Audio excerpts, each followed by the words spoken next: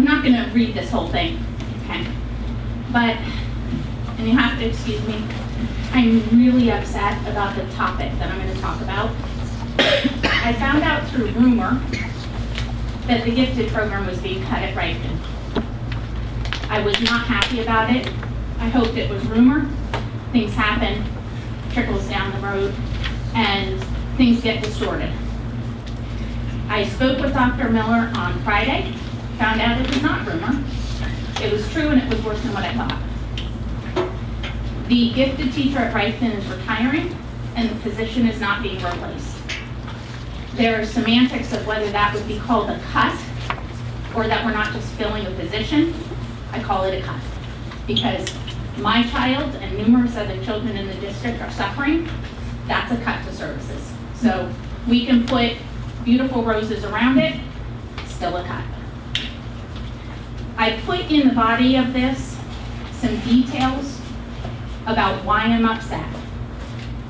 I was amazed because I've been an avid speaker on topics of dispute with the district. I've talked about the merger, I've talked about the bus depot. We've had tons of people come to those meetings.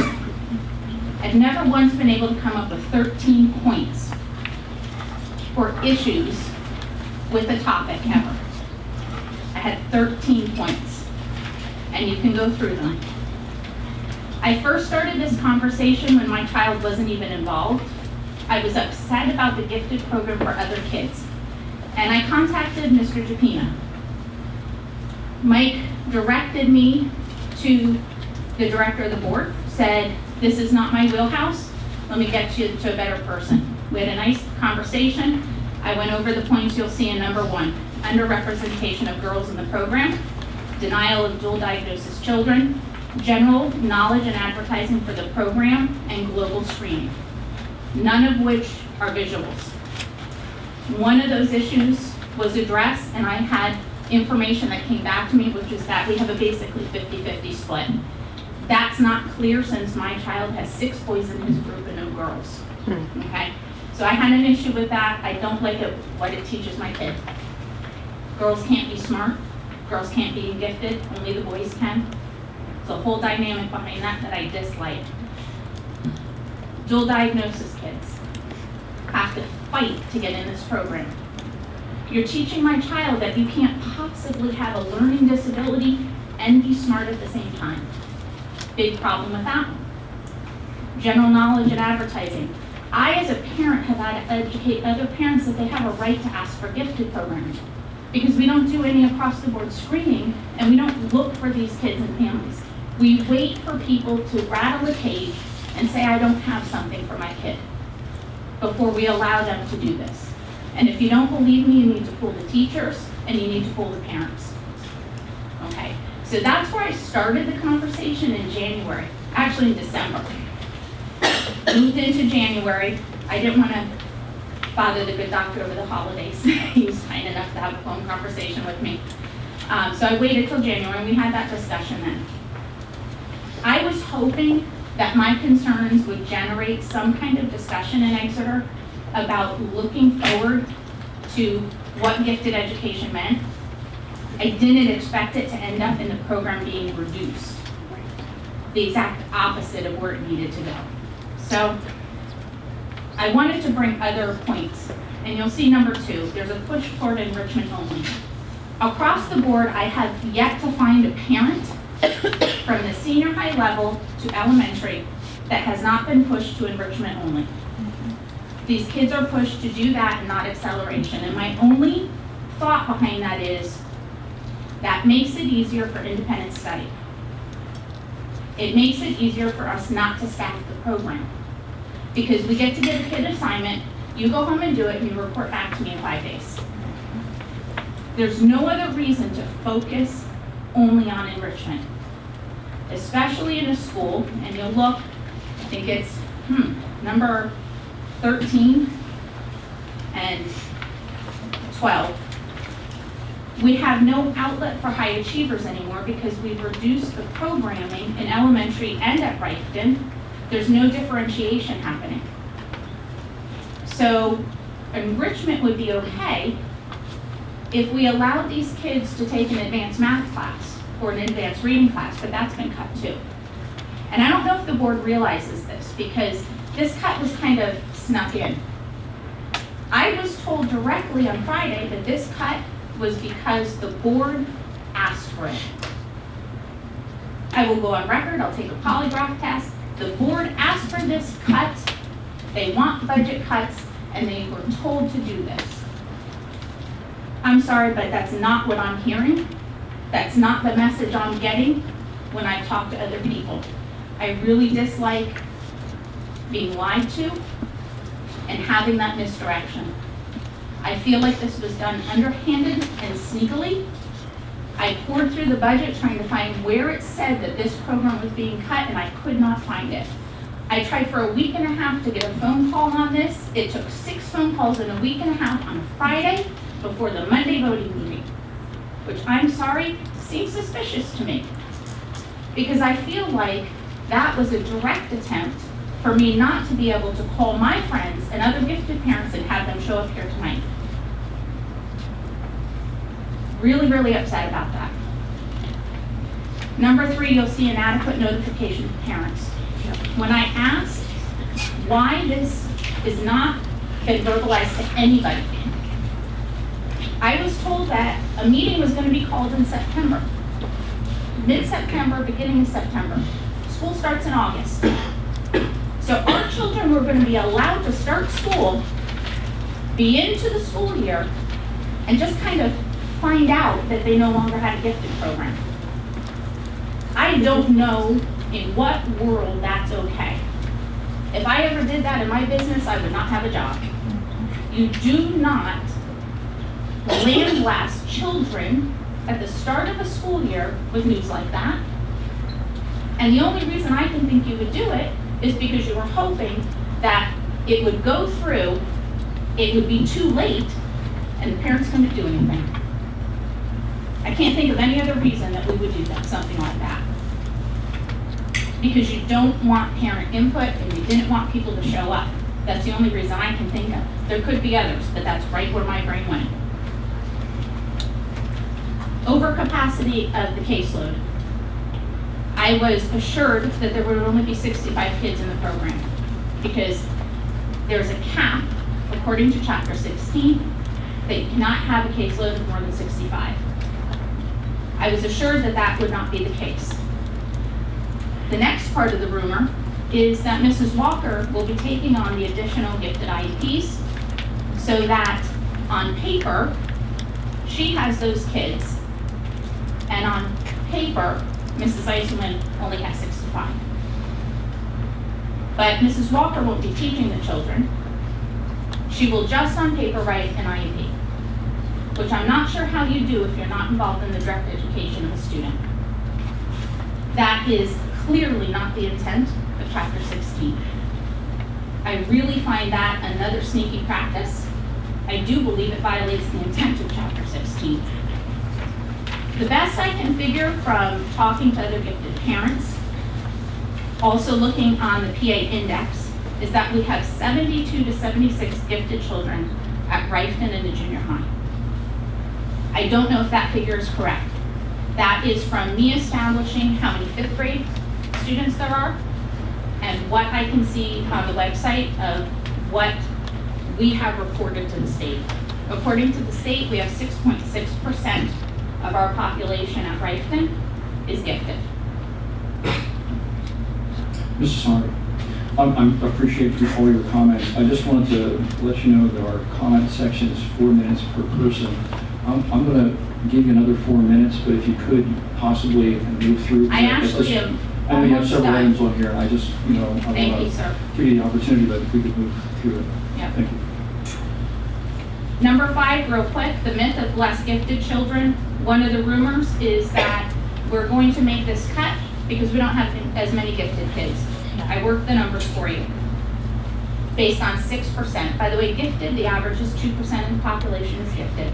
That's 130 IQ and above, 2%. We have at least 6.6%. I did the numbers on 6%. That accounts for 3 gifted children, the reduction of 3 gifted children in each of the schools. I'm not sure where that quantifies for eliminating an entire teaching position, especially given the caseload. Number 6, substandard curriculum. I worked the numbers, and you can look, I included my math for you. This reduces gifted instruction time from 110 hours a year to 36. 36 hours. And when my son heard that, he said, what's the point? Right. That's from a 10-year-old. What's the point? Why even being gifted? I agree with him. And I gave you the details of what I was told. He has reading class 30 minutes a day on an 8-day cycle. He has 2 math classes in that 8-day cycle. It would go down to 1 reading and 1 math in a 5-day cycle. That's the current plan. It's not been solidified. But without a teacher and a shared teacher between a school district, that doesn't make sense. How would you do more? I was told that it might be a little more than 30 minutes. Their classes are 35. If you pull them out too much more, they're going to miss too much of their rest of their programming. Even at 45 minutes for each of the pullouts, it's still 54 hours of instruction time a year.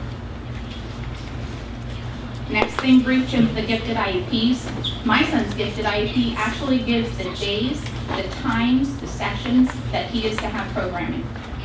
Under this, you're breaching my gifted IEP.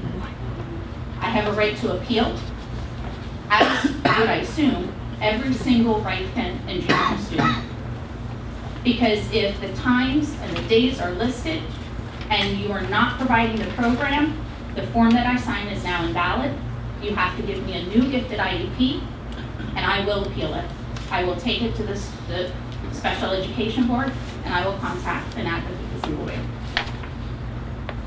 The other part of Chapter 16 says that you cannot adjust the program at the women administration for staffing changes and budget cuts. These type of changes to the gifted IEP need to be curriculum driven for the children. This is anything but. I was told this was a direction from the board to cut the program. Misdirection, again, I was told that Mrs. Eiselman would like this. She's looking forward to this. All I'm going to tell you is I've been a case manager. I've worked in education, hospitals, medical social work. I don't know any teacher, social worker, case manager that would ever willingly double their caseload and say, this is a good plan. Not a single one. Unless their job is being threatened and they're worried their neck's out the door, or you're going to give them some kind of substantial increase to make it worth their while. And I don't think any self-respecting teacher is going to say this is a good idea. So I'm sorry, I don't believe that. I think she's afraid to say anything. Devaluing gifted children. You're showing my kid, and you can read what I put there, you're showing my kid though the budget matters more than his education. Biased funding. In the budget, I found talks of putting windows in at Rifkin, replacing windows that aren't even broken. Thousands of dollars. Funding the TIPS program, which isn't even a district program, it's a private program, which by the way I love, I'm not slamming TIPS here. But how do you justify taxpayer money to a private program and windows that aren't even broken and cut the gifted teacher? How does that get justified? And how do I explain that to my kid? You'd rather have a new window. Poor programming. I'll let you guys read on about the junior high program. There are some considerable questions that came up as I looked more and more into this over the weekend. Non-gifted high achievers are no longer getting educated. This started with Mrs. Walker. This started with removing the gifted elementary teachers to 1 school each, to 2 schools covering, to now Mrs. Walker has 3. Then we got rid of high achievement at the elementary level, then we did it at Reichton, and now this.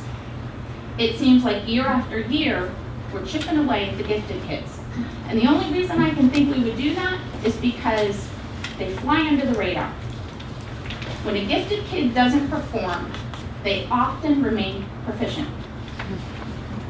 And you can see the example I gave under devaluing them. I had an issue with his teacher in 4th grade. I got that response. We had a concern. He's fine, his grades are good. His grades weren't good for him. They weren't good for him, and he was upset. He knew it, and I knew it. But because they were typical and proficient, they were gonna just let it go until I stomped my feet and called another IEP meeting. We came up with a resolution, we figured out what the problem was, and the next quarter, his grades soared again. Gifted kids fly under the radar and they're easy to target with budget cuts because they still do well even when you reduce their programming. Mrs. But it's Harvey, not you right, and Just make it's- your final points. I'm asking for you to halt any cut to the program in lieu of an overhaul look of this program in general. This is what I asked for back in January. I was told there was going to be a curriculum committee to address this. I think it needs to happen. There are problems with this program. There are parents who are not happy. There are students who are not happy. And before we just start cutting it and putting in another curriculum, it might be a good idea to get the feedback from the people that this affects, to ask for their input, and to look at the program as a whole. And I'm telling you right now, I am so upset about this. If something is not done, I will take matters into my own hands. I will call the Department of Education. I will ask for an audit. I will ask to have my gifted IEP challenged, and I will take that through that avenue, and I will contact the lawyer to have some expertise involved to make sure that I'm reading Chapter 16 correctly, which I believe the intent of Chapter 16 is being violated, and I think it's unfortunate because I'm not quite sure the board is aware of it, as I've been told. I cited on the last page every section in Chapter 16 that I could find an issue with. Even if only one is correct, we have a problem. Thank you very much. Mrs. Harvey, can I ask you a question? Yes. You said that, just to clarify, that you were told by someone that this board specifically said, cut the Dr. gifted Miller on program. Friday told me, She said, cut the we specifically. yes. I will go on record, I'll take a polygraph test. I don't know if anybody can say that. I didn't think so, We've got and an that's issue. why I'm here. We've got an issue. Yeah. I could not find it in the budget as well. I combed the budget trying to find where it even gave me this indication, and I couldn't see it, which told me I didn't think you knew. I won't have our board impugned like that, because I don't know anybody who called for that. And even if we did, we don't have the power to make budget cuts all by ourselves. That's why I'm here tonight, because I didn't think that the board was aware of it. And it upset me that that was said, as if I would take that and walk away and have it be the end of it. Yeah, I just have a couple of questions just for clarification. Can somebody explain to me what enrichment is versus accelerated? Excuse me, accelerated is when a student is, for example, we have students that are in Rifton that walk to the junior high to take a higher class. Here's students at the junior high that go to high school to take a higher class. Enrichment is basically the differentiated piece where we stretch the students and challenge them at a higher level than what is being taught in the classroom. And we feel as if both enrichment and accelerated are going to remain as part of our... Absolutely, and if students need acceleration, they are provided with. So I think Mrs. Harvey notes in here that her son has a GIP or GIEP. Yes, GIEP. GIEP, so that's a legal document, correct? Yes. So it's contract. So according to her notes, we're violating her contract based on the amount of education that her child was written into that agreement and what he's proposed to be getting. Is that a fair assessment based on what? I don't know how much we want to get into this discussion now regarding this and the individual GIP. Ms. Harvey and I did have a conversation on Friday. My only comment is when someone's having a phone conversation, things could be misinterpreted. I think some things we have a different perspective on the phone conversation and what was said. Currently, that GIP is in place and is not being violated. But to Currently. Mrs. Harvey's point, the proposed changes, we would have to amend GIP, that's correct. Mrs. Isselman's involvement, has she been consulted at this point that her caseload will? Oh, be yes, growing? we've had at least 4 meetings in-house with Mrs. Isselman and all of them. Okay. And Mrs. Walker's role, will she be actively interacting with those children in the same way that Mrs. Isselman will? Regarding the caseload piece, Yes. we have done in the district in the past, many times. Chapter 16 does not require that someone who has a caseload, either special education under Chapter 14 or 16, that the person who manages the GIEP necessarily is their instructor. It's not part of the chapter. So someone is required to have 65 GIEPs. Someone else can take some of the other GIEPs and they can coordinate that they are completed. Their job is to be sure it's completed, and meet with the parent, and the program is being delivered. That's the case manager's role in both special education and gifted education. They are not necessarily the instructor. How do you write a gifted IEP if you are not aware of what the student is doing or even in the school? Well, my question is, does the board want us to continue this dialogue? Well, I think one thing we have to, I would be glad to meet with Recognize Mrs. is Harvey. I think there I are would be more glad- people in this room other than me on the discussion list that would like answers to this. Okay, I mean. we shouldn't really focus on each individual student's Individuals, IEP. yeah. We should be talking, That's what I- maybe we could speak about some things programmatically. Sure. One thing Mrs. And- Harvey had brought up was that, and again, our recollection and perspective of the conversation may vary. There is a meeting that's going to be scheduled in September. However, and I discussed that with Mrs. Harvey, that is not when families were going to be notified. I actually spoke to Mrs. Harvey and said, because of her questions, I gave her the credit. She gave me the idea of sending a letter out to all families from 4th grade to 8th grade before the school year was over of the changes that were coming, and that we would have a meeting in September to answer all parents' questions and the new curriculum and the new schedule. That is the proposal we discussed. Correct. And my criticism was that we would have not found out had I not called you. I just said, I give you credit. Yes, I understand, but my feeling of how this was sneakily done, if I had not called you, none of us would have found out till 2 weeks into the school year. And there was a curriculum committee meeting in April, I believe, March or April, where the entire gifted program was discussed and reviewed. And the cut for the gifted teachers has been part of the budget process from part of the very beginning. What I'm saying is when you look at the budget, it's difficult to see that. I'm sorry, you won't see that in the budget, Won't be in the because it's not in the budget. Right, and I But it think, wouldn't be in the budget if you were keeping the teacher, per se. But what I'm She's saying is, retiring. as a member of the public, if I'm trying to look for that and to be educated, I couldn't find it.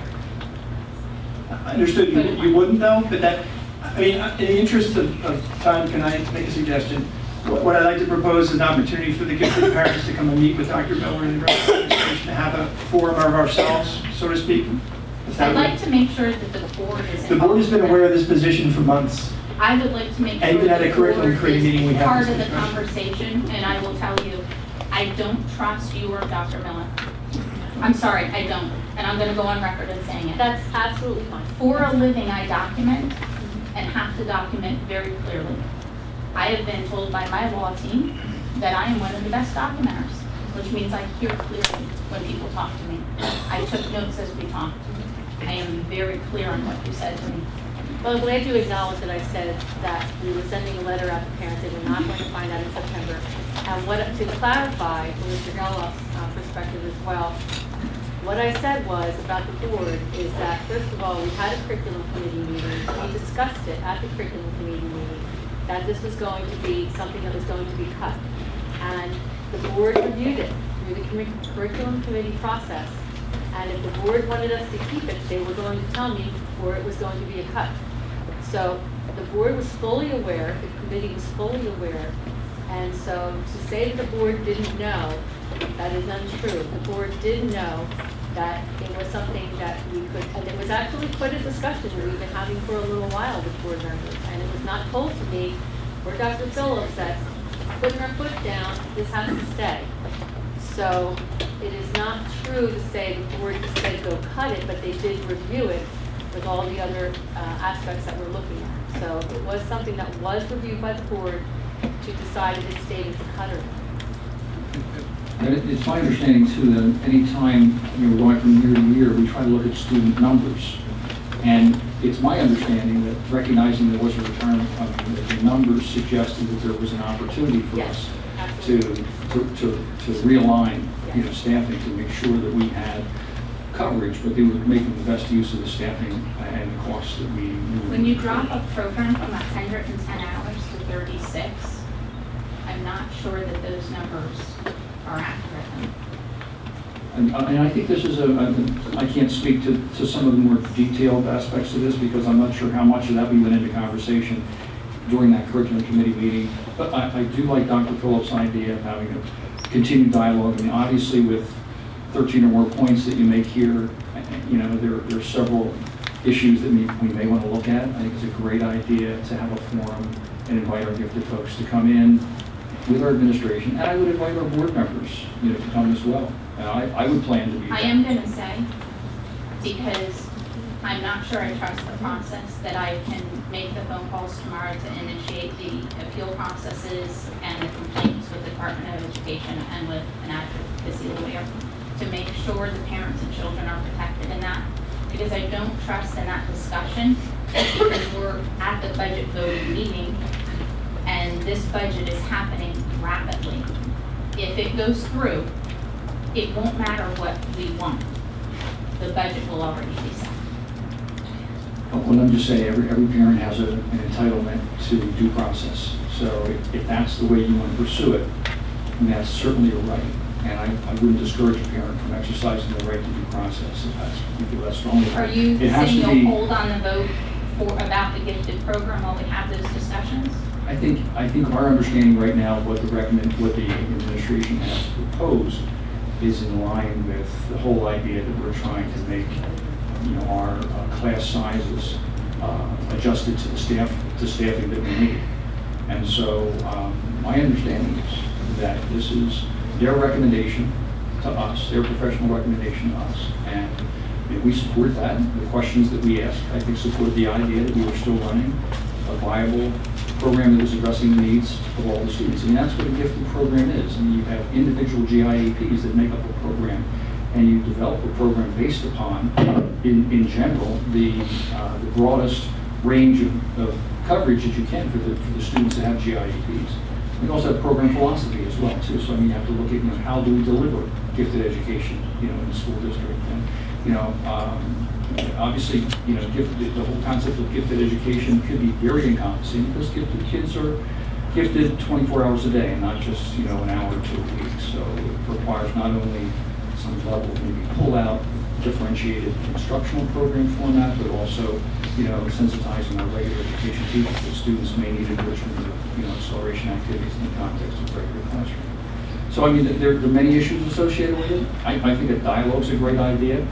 You can pursue whatever legal course you feel you need to pursue, but I think you're hearing from us, that, or at least from me, that I would be supportive of more dialogue and understanding your concerns better, digging, drilling down further into this a little bit more, understanding it better, and obviously that will take some time. I would hope that, knowing that takes time, that you would not allow this to go through this year. Because this is a bigger discussion than this year's vote. And if it's decided that the gifted program needs to be reduced, I think there's a lot more that needs to be looked at before it's done now. Thank you for coming.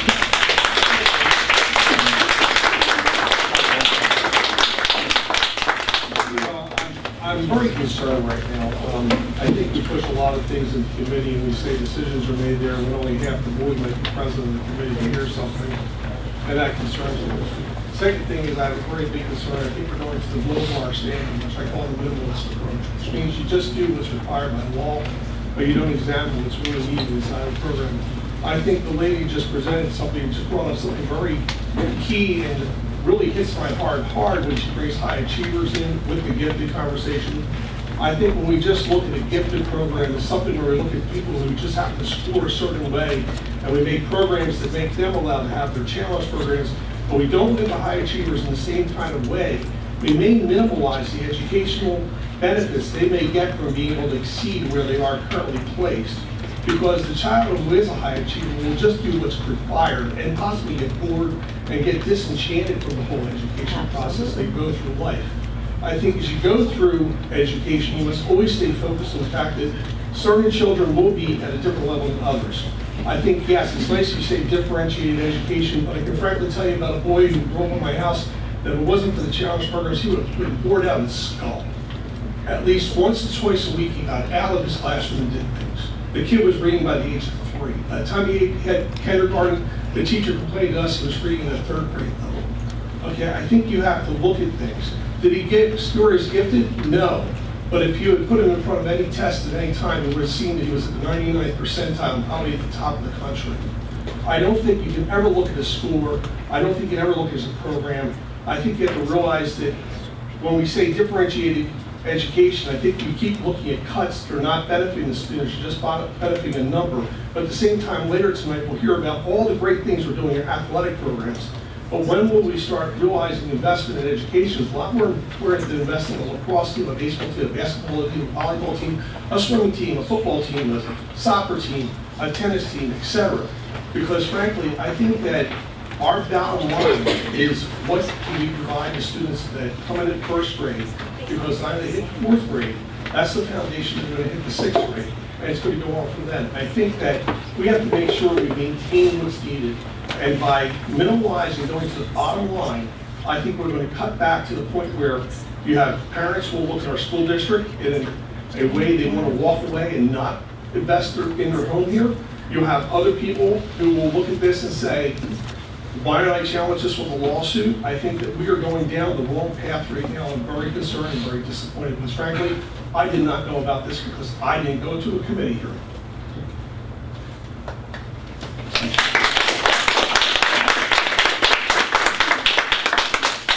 Are there any other public comments at this time? Yeah. Please, again, say your name and your address.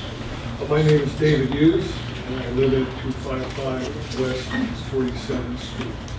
This is my first school board meeting. It's turning out to be pretty exciting.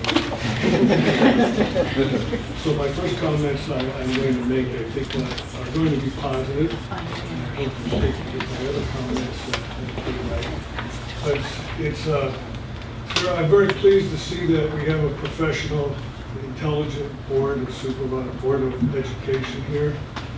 My time is mostly focused with the Board of Supervisors of Exeter Township, whom I consider corrupt to the bone. And I had some evidence to that. So I'm here today to talk about the former chairperson of the Board of Supervisors. I'm handing out a document that you'll have to share because I want to give most of them to the audience here, whatever I have left. But you'll see on the first page at the bottom, number 8, Lisa Vanderlee, who was our chairperson of the Board of Supervisors, been in this township for 10 years or more, has never paid the per capita tax. And they keep telling people this. I verified it with Charlie Diamond, who's the township tax collector. He has no record of her or her partner, husband, boyfriend, whatever he is, paying his tax. Mr. Hughes, can I just ask you a question? Is this anything that's relevant to the school board? Well, I believe you get 2/3 of that per capita tax, sir. Well, I think that's... Again, it sounds like this is... is, these comments sound like they need to be directed to the township supervisors. I'm just wondering why you're addressing. Well, I guess I'm getting to the point, too long to the point. But my point is... Okay, if you get to your point. Okay. I would like to know why I should pay the tax, or why anyone else here should pay the tax if an elected official of this township has been able to evade paying the per capita tax for 10 years? Simple question. Now, my other subject has to do with your budget. I spent 34 years in Silicon Valley. I worked with some of the smartest people in this country, and in various capacities. And if I had someone working for me that surprised me with a $4.5 million budget shortfall, well, they wouldn't be working for me very long. Now, with that said, I'm not familiar with your budget. I haven't had time to study it. But I do know this, other than Wilson School District, we spend more money on sports than any other school district, over $1 million. I've hired and I've fired a lot of people. And none of those people that I hired or fired did I evaluate on any of their athletic skills in high school or college. I evaluated them on what was between the 2 years. And I would propose to you that you severely cut the sports budget. I know it's not a popular thing to do, but you know, educated people who understand the importance of math and science should really take it into serious consideration, the kind of money you're paying with sports.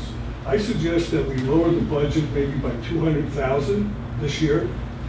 Have the participants' parents make up the difference, and in the next coming years, organize booster clubs so that they can generate funds to keep the sport programs going if they want to keep them going. But you're chartered with giving these children an education. This $1 million is totally discretionary.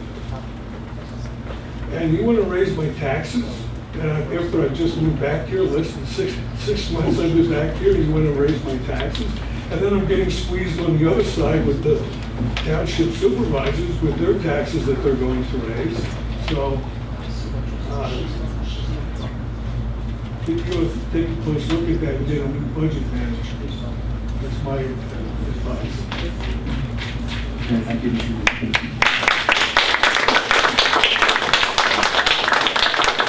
Anybody want to copy this? Put your hands up. I got about 20. Good evening. Name and Reverend Mandy Miller. I am at 4 Sycamore Drive. My children are Kara and Kian Miller and are part of the Gifted program. You received a letter from me approximately 2 weeks ago at the time in which I learned about Mrs. Kane's position not being continued and opened for further search. I am here tonight just to reiterate the importance of the Gifted program and to say that it is already at a bare minimum. You heard some of the statistics. I'd like to highlight some of those again. That within the Right to programs currently, it is only 2 times in an 8-day cycle that our children are receiving 30 minutes of math education. This cannot be cut further. If we are emphasizing the STEM program, then let's emphasize it and let's see that in the instruction hours that our brightest students have. I'd also like to say that when I've met with Dr. Miller, Mrs. Polinsky, and others, I keep being told, well, we have Dreambox or Dreambooks, these different computer programs that our children can take at their own pace. I send my children to Exeter Township schools so that they can have hours of instruction with trained professional teachers. If I wanted a cyber education, I would sign up for a cyber education. I want my children to have actual physical teachers from whom they can receive a quality education. Further cuts to our Gifted program continue to tell our brightest children, and guess what? They're gifted. They figure it out. That their programs are the ones that are being hacked. They're smart. They know value in the time that they receive in the classroom. We cannot continue to see the cuts made at their detriment. Furthermore, there has been an ongoing lack of communication between the Gifted program and parents. We met this fall when we learned that the promises that had been made when we signed our GEP for this school year were not going to be met. We said that all of the students at Reichton would be clustered in the 7th grade based on their math abilities. This did not happen. We did not know this until we received a letter within, I believe, mid-September. And immediately, I contacted Mrs. Kane. I believe I met with Dr. Miller and Dr. Freeze and said, this type of communication is unacceptable. So to again have to network among gifted parents and hearing bits and pieces at school board community forums and put the information together for ourselves is not adequate. We deserve and we need to be told in a timely manner so that there is time to enact change before August 26th. This means that as soon as you learn Mrs. Kane is retiring and you're considering to not fill that position, that you let parents know so that we can advocate for our children, because it has become obvious to me as a parent within this district that if I don't advocate for my children, no one else will. So this evening, I've rearranged my schedule to be here, to tell you that not only my kids matter, but all of your children within the Exeter Township schools. I won't have children at Reichton this year, or this coming year, but all of those gifted children matter. All of our kids matter. Unfortunately, with this cut to the gifted program, you are sending a clear message that our gifted kids are not important.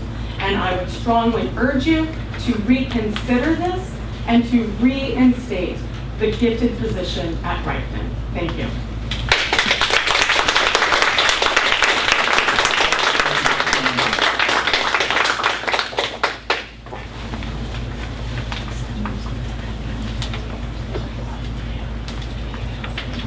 Good evening. Joe Staub, 5010 Club Drive. I'm going to take a little bit of a different tack on the budget.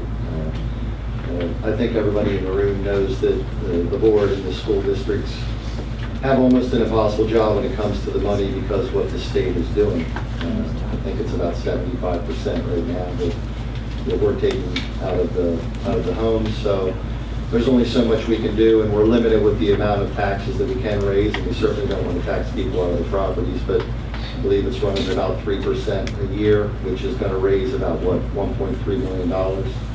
That's what the increase would be. The pension system alone is just, and again, it's nothing that you can control, but I think it's something that we are going to have to take a look at from that side of the table, and that's to address.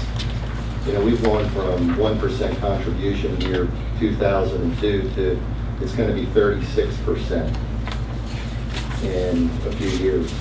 So every year, if we raised our taxes to the max, which is 3%, which is what the state's going to allow us in that range, we're going to raise about $1.3, $1.4 million. And every year, just the pension alone, that's not counting the buildings or special education programs or whatever else we want to do in our schools, we're going to be $3.5 to $4 million short. So I guess the question that we have to ask, and we've asked before, is it time to play chicken with the state? Because I'm going to tell you what, right now, is if every school district in Pennsylvania said no to the tax increases, that in 3 years, every school district is going to be bankrupt or close to it. And at that point in time, they're going to have to make a decision. So we can continue to try to outrun it, we can continue to try to make the cuts, we can continue to try to do all these things. But at the end, I'm not sure it's going to happen. I will tell you, to Ann's credit, I said it was going to happen earlier. But there have been unbelievable cuts. I mean, we've incented teachers to retire. I remember those years, which is a sad thing to do. So I think what I would do is ask the board to consider playing chicken with the state, to talk to the rest of the school districts, talk to the rest of the state, and see if it is something you can come with together, because if this continues, all that's going to happen is we're just going to have a bunch of houses with big taxes on it, and we're still going to be running out of money. So that's it. Thank you.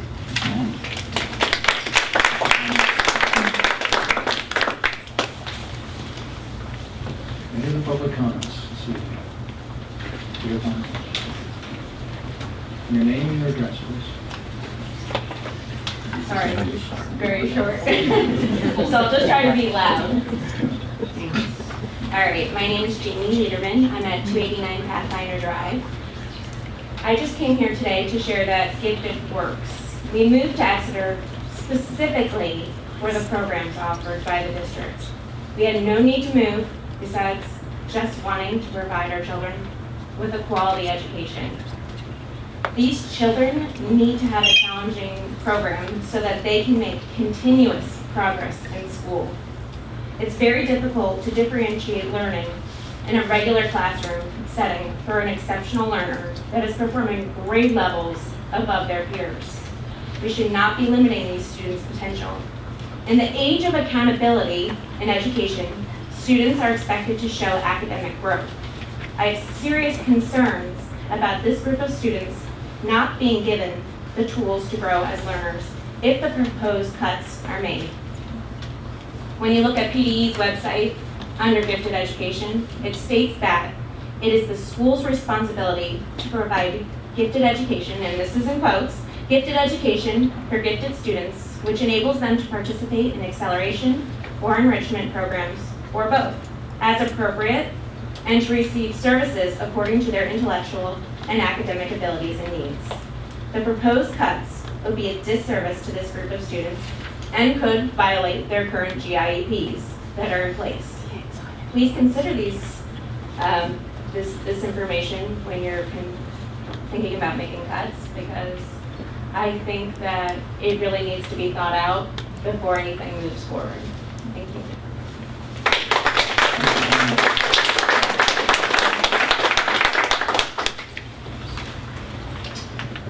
Any other public comments this evening?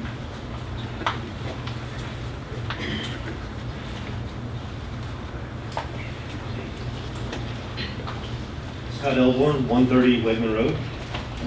I'm sorry, I'm not the best public speaker. I don't like being in front of people. I think, was it Ms. Harvey? I think she pretty much kind of got to the whole point, and I'm not sure if you were reading someone else's thing off the computer, if that was coming from you, but that hit pretty much everything that I had to say. I moved here from the south. I moved to this township, I guess what we call it, because of the educational department. We have an awesome, huge school that's being halfway utilized. Where I'm from, most schools have a gifted and talented, and they're filled to the max. We get here, and I got a kid who gets an hour every other day to being gifted. Now, he was above average at his school. Here he excels. He should be 2 grades ahead. I don't know if this is a Common Core thing that's causing everybody to be slower than they are, but I've got obviously many parents coming in and saying, we've got issues. Now, if y'all are talking about cutting the gifted program even more than what it already is, I feel sorry for this place. Sorry, I'm a little worked up with it. The educational system right here is horrible, in my opinion, coming from another area. I moved up here because I was told it was so great. It may have an A rating, but it's a D in most other places that I've seen. I want you to think about that when you start talking about cutting even more. Now, I think somebody asked you a question earlier, and I never understood the answer. I got a long answer, but I didn't hear if that was a yes or a no. I think she asked you, are you going to postpone that vote so that we can actually talk about it? Or is this going to be, we're going to vote for it and we get to talk about it and who cares what the answer is later on? I can say that the budget vote tonight is not the final budget, and that there will be additional opportunities for discussion in June. And in June, the final budget will be passed. So there is opportunity to make changes to the budget between tonight's vote and our final vote in June. Okay, so that is a yes, you're still going to vote on it. We're voting on our budget. We have to. Okay. This evening, we're required to. Preliminary, but we have a chance to appeal this budget you're coming up with now if it doesn't go in favor. The budget that we approve tonight will be on display, in here in the district for the month. And then there'll be a workshop meeting in June, and then a final voting meeting in June. So when will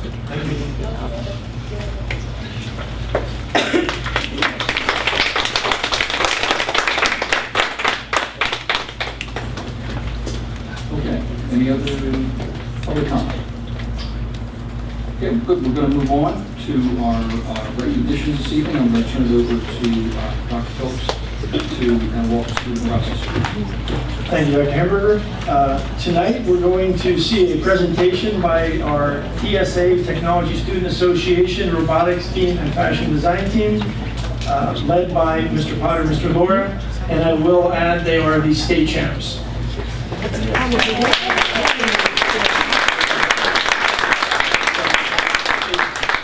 Are you going to run this, or are we going to have the champs run it? The champs are running. I'm just You're going to talk about it? Okay, great. All right, well, first of all, I'd like to thank the school board for having us in and for taking the time and money to invest in our STEM program and our tech ed program. I brought with us 6 members of the Technology Student Association Club. As I said, it's a club that we operate at the senior high level. Basically, it's a competition team. There are over 20 competitions that kids can sign up to participate in, everything from STEM education down to technology education and material processing. So I actually have 6 students who are representing 3 separate teams of our TSA state qualifying team, one of which is our TSA PA robotics team, which is a state championship robotics team. They took first place in April at the state level competition. Heads and shoulders above the other competition. They got near a perfect score. They were 5 points off of a perfect score in the entire competition, and that includes their championship run with the robot that you're going to get to see here today, as well as the notebook and documentation that they had to put together in order to be able to enter the competition. So what they're going to do is they're going to demonstrate their robot as long as it turns on. If you watched our BCTV performance, it had a little bit of stage fright. Are you serious? Is it doing it again? It's Luke's fault when he touches it. It doesn't work very well. So anyway, what you see here is the competition track. Very closely mimics what they had to perform at the state level competition. Basically, the robot is meant to be for a disaster area, or be it a natural disaster or possibly an act of terrorism, where you need to send in someone to or a team to try to recover some injured people, or to, in this case, what they were asked to do is try to turn off a gas line. So the robot is capable of parallel parking itself. It's capable of traversing through a number of other obstacles that you can see there, and ultimately it ends up at the end where it had to turn off a light, which is we don't have represented here today. Yeah, absolutely. Come on up and check it out. So while the PA robotics team is working on trying to get their robot going here, girls, you want to come up and show off your fashion design team? Okay. So I'll bring the ladies up here. The ladies that we have with us from the TSA team represent 2 different competitions, one of which is our fashion design team. They are a 3rd place in the state this year. Oh, we gotta go in here. They took 3rd place in the state this year with their cosplay costumes that they'll show you here when they come up, and they are also a semifinalist team from the state for their children's story, which they are also going to bring up here and show you. But I guess I'll let the PA robotics team here show you their robot, and then we'll bring the ladies up. I think we'll be good. Go ahead, guys. So we had to improvise because the Bluetooth connection wasn't working, but should be good now. So the star attraction of this robot is the fact that it can parallel park itself without having to turn at all. The wheels that are on it allow it to move laterally as well as forward and backwards. They also allow it to traverse over these, these marble sacks, which are meant to represent debris.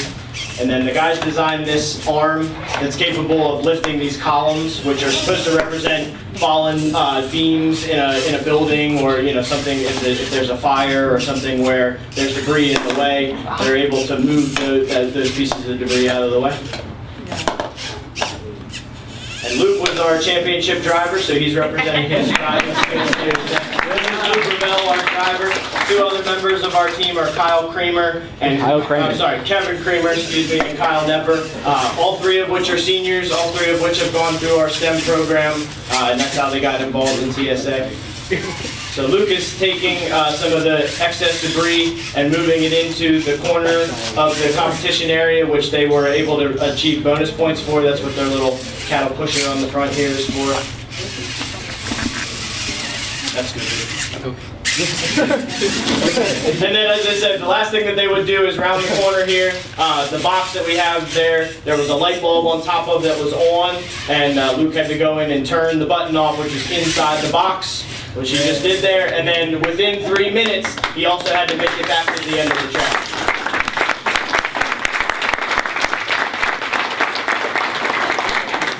As I said, that's our state champion PA robotics team. And then, ladies, you want to come on up? So then we also have, again, our third place fashion design team and our semi-finalist children's stories team. We have Yashika, Maya, and Michelle. They have their garments as well as their children's story. You want to tell them a little bit about it? What's that? That. Hello, my name is Maya. This is Yashika and Michelle. We competed in the children's stories and the fashion design. For the children's book, we had to create an original story with original characters. And the book itself had to be made and binded completely from scratch. So I won't go through the whole thing. But it has the hand-painted drawings everywhere and little interactive elements like flaps and this part in the back that I'm extremely proud of. If you shake it, it moves. And one of the overreaching themes of the book was that it had to cater to a child with learning disabilities. So what we focused on was dyslexia, and the font in the book is specifically created for children with dyslexia in the way that the letters, you can't, like a P and a B, they look similar, but you can't physically turn them, and they can't have the same shape in a way that a dyslexic children would do it in their brain where they mess up those letters. And there's also better spacing and better bolding when you get to a new sentence so they don't run sentences. And we also did the fashion design where we won 3rd place. This year's theme was cosplay, so we created 2 of the looks from the Wonder Woman movie that came out a few years ago. So if you've seen the movie, then you might recognize the blue dress that Wonder Woman wore when she went undercover at the ball, and the gray suit and jacket combo that she wore when she first arrived in London. And we decided to put a fun spin on these outfits. The gray suit and jacket is completely reversible. When you turn it inside out, there's a detachable lining, and on the inside it's black wool instead of gray, so it's a completely different outfit. And for the blue dress, the train and the fancy cape, those are detachable. So you get from a really fancy gown to something a little more casual that you can wear more often.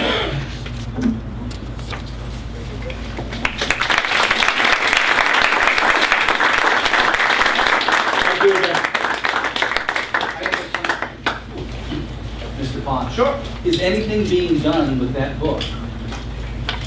That's up to the ladies, I guess. It's their property. They're able to take it, so I don't know if they'll leave it with us or if they'll take it and try to publish it later. Or that would be a good idea. It looks pretty cool. Yeah, absolutely, absolutely.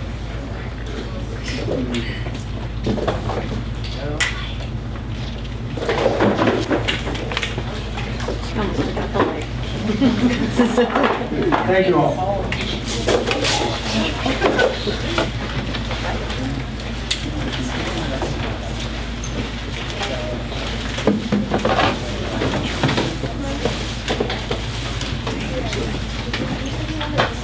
Okay, at this point, I'm going to turn over the recognition to Dr. Montgomery.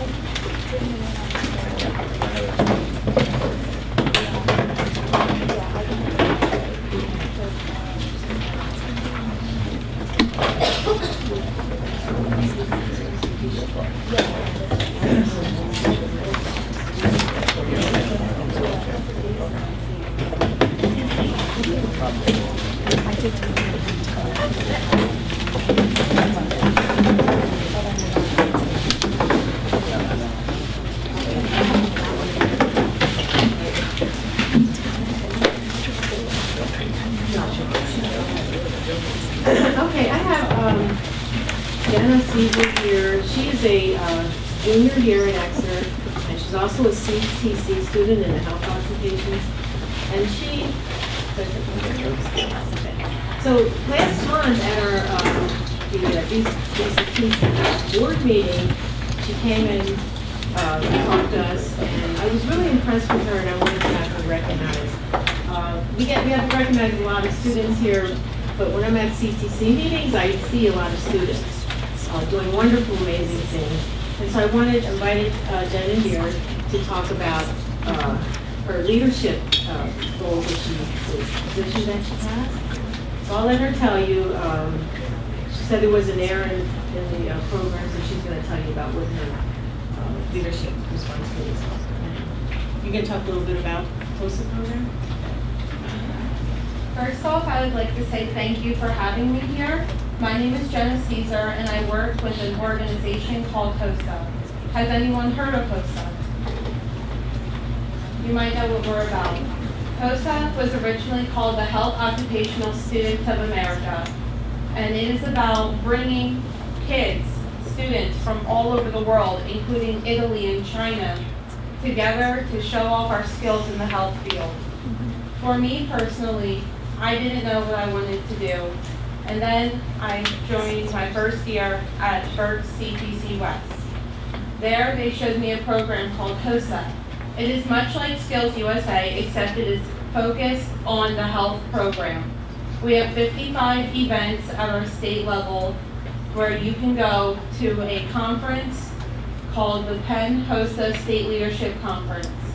Last year, unfortunately, our conference had been canceled due to weather.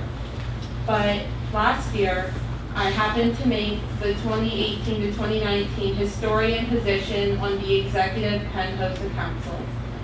From there, I have enjoyed my experiences on the council, and I have went to schools, talked to students, and I meet with people from across the state. I also help organize the 3-day conference. To be an officer, you have to be able to know what you're doing, control the environment, and be able to stand up on stage and speak to over 900 people. I decided that I would like to run again for a higher position. So recently, in the beginning of April, I decided that I was going to run for Penn HOSA president. And by some luck, I don't know how, I made it. Then I also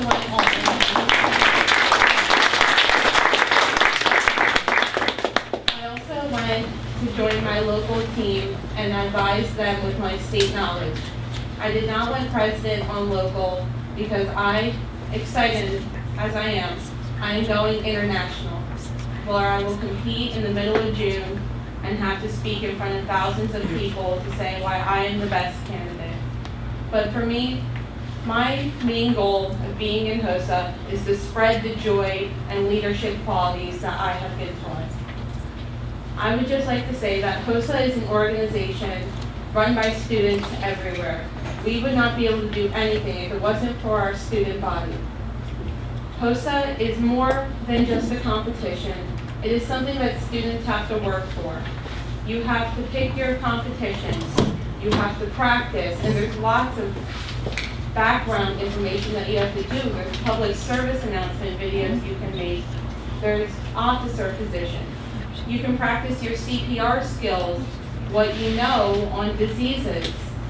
There's all different types of competitions that students can compete in. But really the best part of HOSA is meeting new people and having to see how you develop your character as you go. HOSA, it's a great experience for health students all over. And I would just want to reach out to every single student that's out there who doesn't know what they're going to do, because HOSA can help find your future and you can define your purpose. I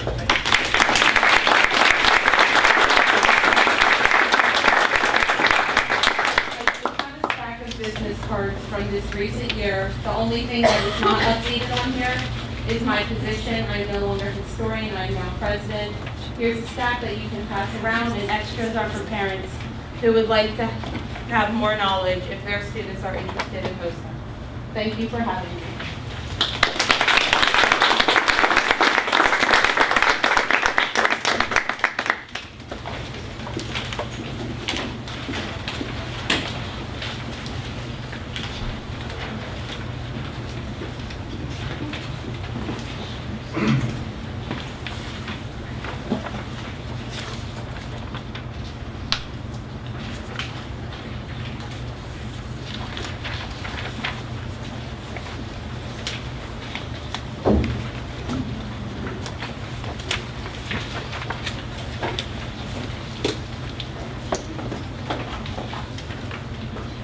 Our next presentation will be Dr. Letters, and we'll be covering the staff development program here at Exeter. Next slide. Welcome. Thank you, Dr. Hemberger. I think to start off, I just want to say that I really feel inadequate being up here to have to follow the amazing kids that we just saw. What a shining example of how talented our kids are in Exeter. So, my skills pale in comparison, that's for sure. Tonight I want to talk a little bit about professional development in the district and give you a bit of a snapshot in terms of where we're headed. As the first slide indicates, it's about growth. We really try to emphasize that our professional development for teachers is designed to help them be the best versions of themselves so they can be as best they can for kids. And that's really what professional development is all about, developing that growth in our teachers. And I'm a big person for quotations. Sometimes I think they can say it so much better than just regular language. And Martin Luther King Jr. Said at one point in time, a person going nowhere can be sure of reaching his destination. Take the first step in faith. You don't have to see the whole staircase, just take the first step. And one of the things as we've continued to build out our professional development, we've really tried to encourage risk. We've really tried to encourage teachers that it's okay to take risks. It's okay to try new things. It's okay to make recommendations of out-of-the-box type of professional development opportunities that you think will benefit you, and that has served us really well. Just to give you a little bit of a background in terms of the school district's professional development beliefs, and these have been established for several years now.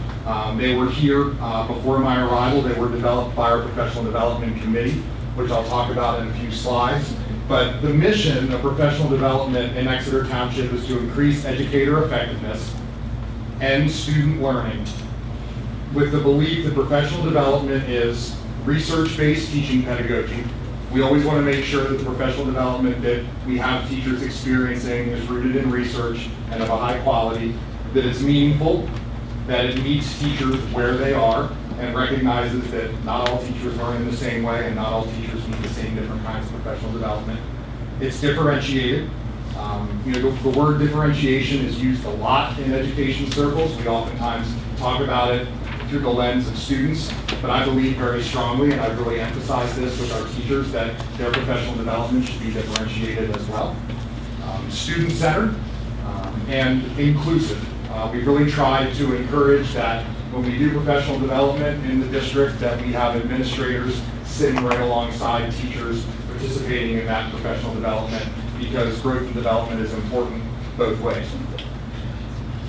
So to give you a bit of a recap in terms of what we've done this year from a professional development lens, and I really grouped professional development into 3 different categories, starting with the idea of summer flex professional development, which is the offerings that we have over the summer and in some instances throughout the year that enable teachers then on the Monday after Thanksgiving and the Friday of President's Day weekend to not have to come in those days because they fulfilled their flex PD.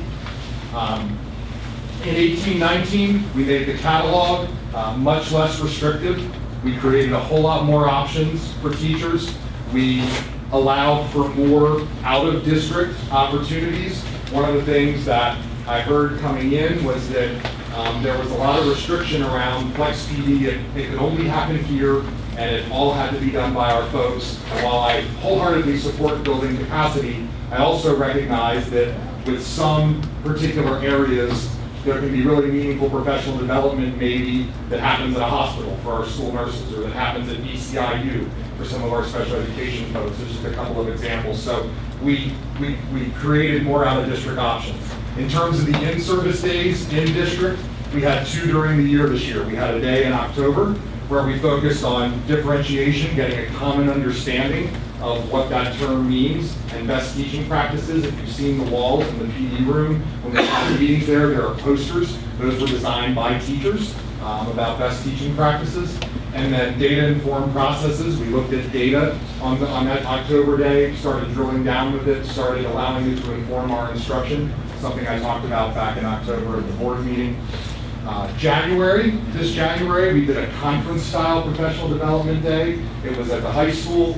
We had think right around 70 different breakout sessions. Very, very high percentage facilitated by Exeter folks, where teachers could pick what breakout sessions they wanted to attend throughout the day. And then with our early dismissal days this year, emphasizing professional learning communities, or PLCs as they're often called in education, and allowing buildings to create some small group opportunities for teachers to work together. Some people call it birds of a feather. There are different terms there. Some data-informed planning, training on the STAR products. The board approved the purchase of STAR Reading and STAR Math for this school year as a universal screening device that we use. We've given that quarterly at the K-4 buildings, the 5-6 building, and the junior high, to be able to look at where students are and to give teachers some data around whether they're on benchmark, below benchmark, or above benchmark in the areas of reading and math. Curriculum work, which is always an ongoing need, and grade level and department meetings. There always is that desire for collaboration. We hear often, we want a lot of time to collaborate. We tried to build that in. We also, though, did not want to. I'm sorry. Sure. How do you make more time? It's very challenging. One of the things that we tried to do is when we have those full day in-service days, even if we can't dedicate an entire day to just collaboration, we tried to weave some time built in. So that January day, this past January, the last hour to an hour and a half of the day, we gave folks some time for collaboration. We allowed departments this summer that wanted to meet collaboratively to do some curriculum work. I made sure I had some money set aside in the 18-19 budget so that departments could do some of that work. And for next year, since there's a third in-service day built into the calendar next year, one in May, which I'll get to in a few minutes, my hope is that when we plan out the October day, we can weave even more of that in. But it's hard, no doubt, especially in the specialist areas. For example, if you think about something like music, where we have a K-12 music department, our department chair, Melissa Crotty, works for junior high, but she's working with teachers that are at all 6 buildings, and trying to schedule it in such a way that all of those folks can be together. Our music department's got 11 teachers in it, to where they can all be together and work, can be a challenge. So we try to get creative. I'm always open to feedback, and one of the things that I've heard loud and clear from teachers is that, Patrick, whatever you do with PD next year, find a way to get that time woven in. We really, really want it. And so the PD committee's mindful of that, and we're going to make sure we weave it in as best we can. But it is hard. It's a challenge because I don't like to pull teachers out of the classroom during the year, and I think when you polled most teachers, they would tell you they don't want to be out of the classroom during the year if they can at all help it, because oftentimes it's harder to be, out with doing lesson plans and that kind of thing. I know we have some teachers in the room that understand that. So in thinking about next year, very excited to share with you the Summer Flex PD piece. We have a catalog. It has over 140 options this summer that teachers can choose from. Some of it is face-to-face here. We have some online courses that are free through the PDE Standards Aligned System. SAS courses, they're free online courses that folks can take, which allows the teacher who wants to be able to enjoy the summer from home with their kids. They can do an online course to fulfill one of their Flex PD days, and they can work on it poolside while their kids at the pool, or they can work on it at night after their children have gone to bed. And that's something that we're offering. But we've really opened up the catalog extensively. A lot more out-of-district options. We have things during the school year. Our art teachers just this past weekend went down to the Philadelphia Museum of Art, where there was a full day professional development just geared towards art teachers. And a sizable percentage of our department took advantage of it. It's great. They got to tour the museum, learn how they could weave it into art instruction. And so when those things pop up, the department chairs are really great about, hey Patrick, what about this? And I think they probably tell you 99% of the time my answer is yes, because they know best, what their needs are. The in-service days, we're going to have 3 this year. The October day, I mentioned collaboration. We're going to try to weave more of that in. Also, that focus on differentiation and data. January, the conference-style PD day was a huge hit, and so we're going to continue with that.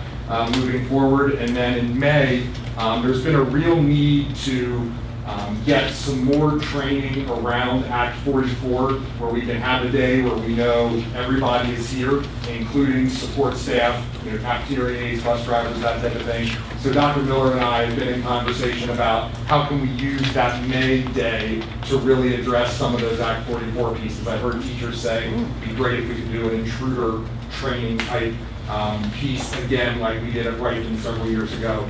And so we're having some dialogue and some discussions about that. And I think too, May is the time of year where a lot of the heavy academic stuff, you're kind of like mentally as a teacher, you're kind of ready for something a little bit different. And so I think that's probably a good time for it. And then the early dismissal days, continuing with the PLCs, trying to add a little bit more structure, still having some collaboration in there, and also offering principals the opportunity that if they have something they really want to focus on in their building, being able to make a proposal and say, we want to really focus on this next year, how can we do this?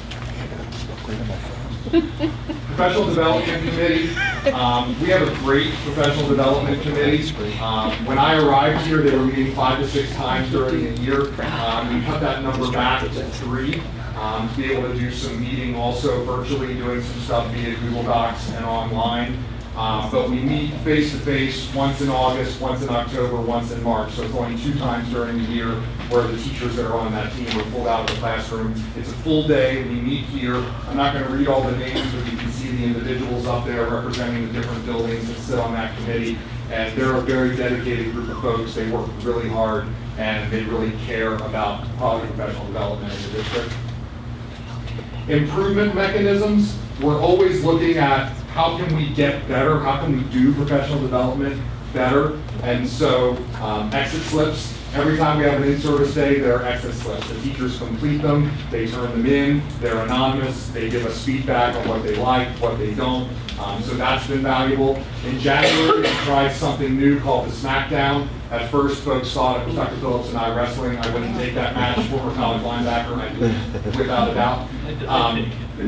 But anyway, but it allowed teachers to be able to stand up in the auditorium and say, this is what I learned today, this is what was great, and that was a really cool experience. Some people were hesitant to kind of stand up and do it. I think we'll get a little bit better at it as we move forward, but that was one of those out-of-the-box type things. We have debriefings as a PD committee. Every time we meet following an in-service day, we talk about it. What worked, what different, what do we want to do different, what should we change? I get feedback from the curriculum council, that's all the department chairs. They all weigh in and let me know what they're hearing at the department level. And then I meet with every single principal once a quarter. I visit the building, we stop in and see classrooms, and I'll often just kind of pick their brains and say, what are you hearing? What would be helpful, in terms of PD, what do your folks need? This week I'm at Watton Creek tomorrow, and I'm at Lorraine on Wednesday. So that's been real positive. Ultimately, our goal is to have differentiated K-12 systemic and systematic approach to PD that's aligned to our district goals. That's the ultimate goal. That's what we're constantly striving towards, that we're all moving in the same direction, see the same value of professional development. What kinds of questions do you have? That's short enough as you go. I try. It's hard. It's hard for me. I get talking. Anybody have any questions? Patrick, let's say I'm a instructional employee, and I'm struggling with a specific area in my classroom. How is PD, let's say, customized for an employee who really needs to kind of show some improvement in a specific way? That's a great question. I know one of the things, I'm not staying still, so I'll take this off. One of the things that a lot of our principals will do that I notice when I read observations is if they recognize an area that is a growth area, they'll say, why don't you go visit so-and-so's classroom, somebody else that they've seen in their travels. And so, kind of encouraging teachers that if they feel like that's beneficial, that being willing to get a substitute for that teacher so that they can go and visit classrooms and do it that way. And I mean, I'm always really open to, most of the teachers are aware, and the principals are as well, that, if they identify a need and they reach out and just say, Patrick, like I really, really could benefit from, going to this. we'll find a way. We'll figure out a way to find the money, that kind of thing. And so, I mean, it's really just kind of that open door policy and kind of leaning on the principals pretty heavily that if they recognize there's a need, making sure that we give the teacher the opportunity to attend training, visit classrooms, whatever they feel they need, even videotape themselves teaching if that's something that they really want to do.